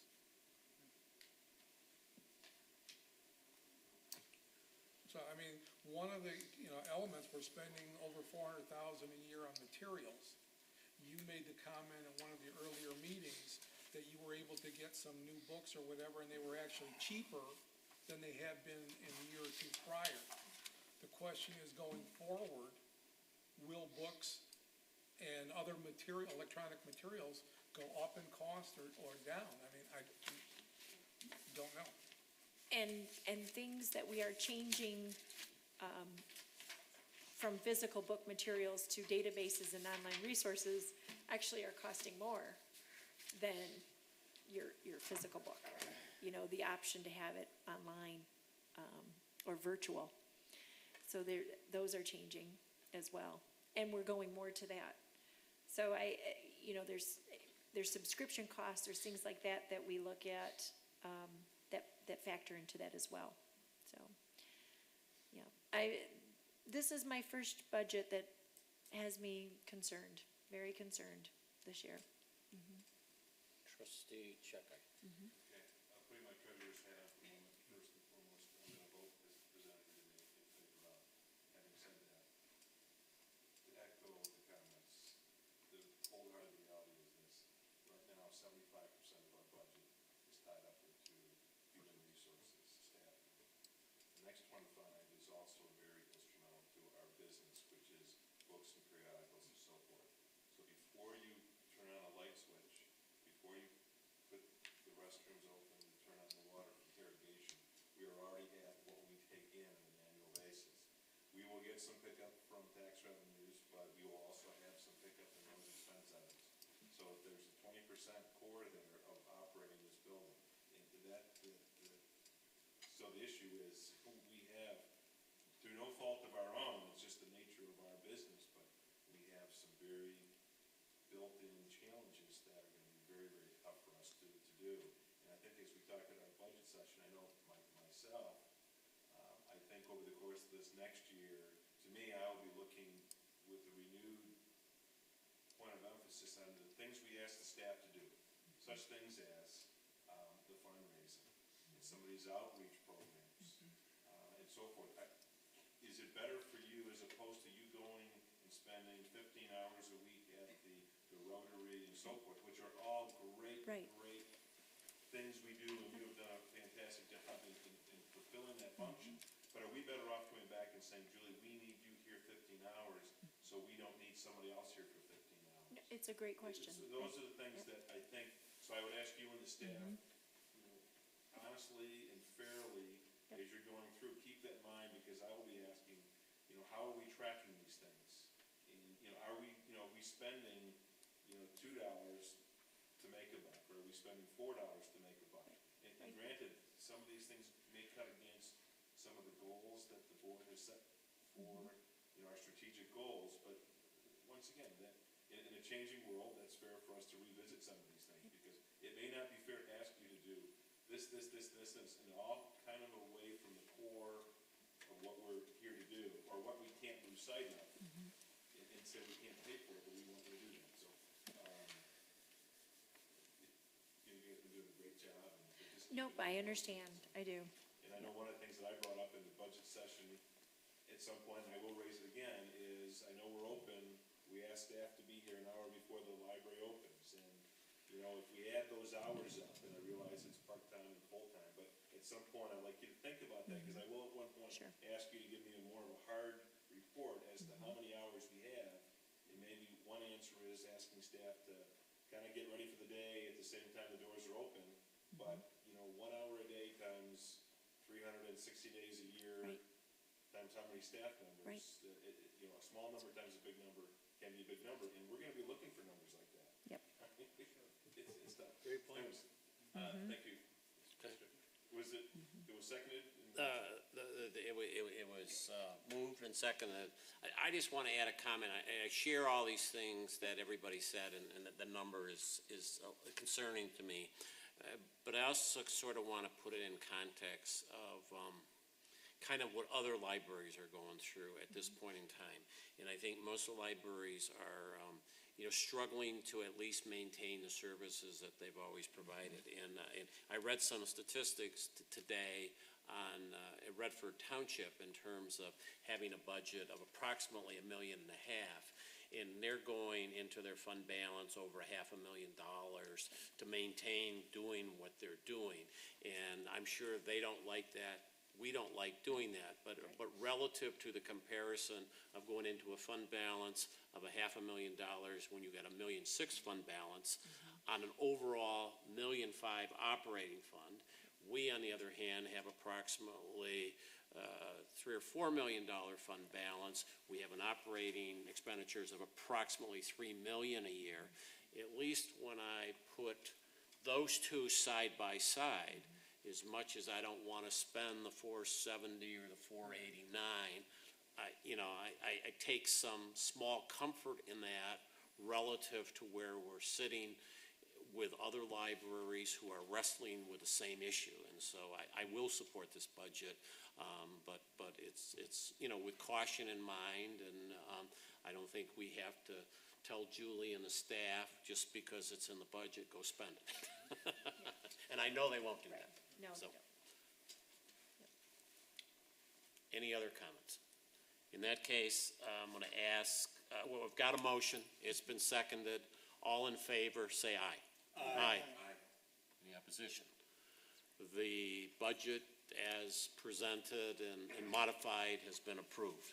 Now, I want to do one other thing. We've really been talking about the 2014, 2015 budget. We also really go through the projected for 2015, 2016.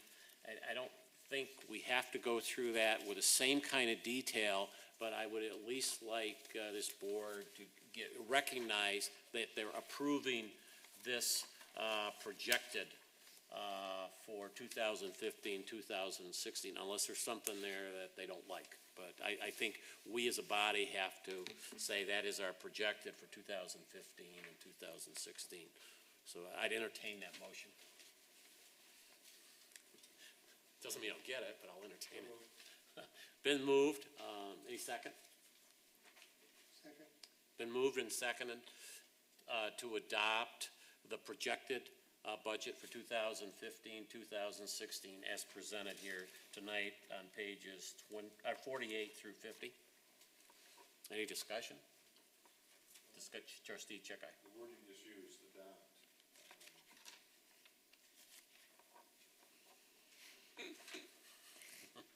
You got a different word? I mean, I'm open to suggestions.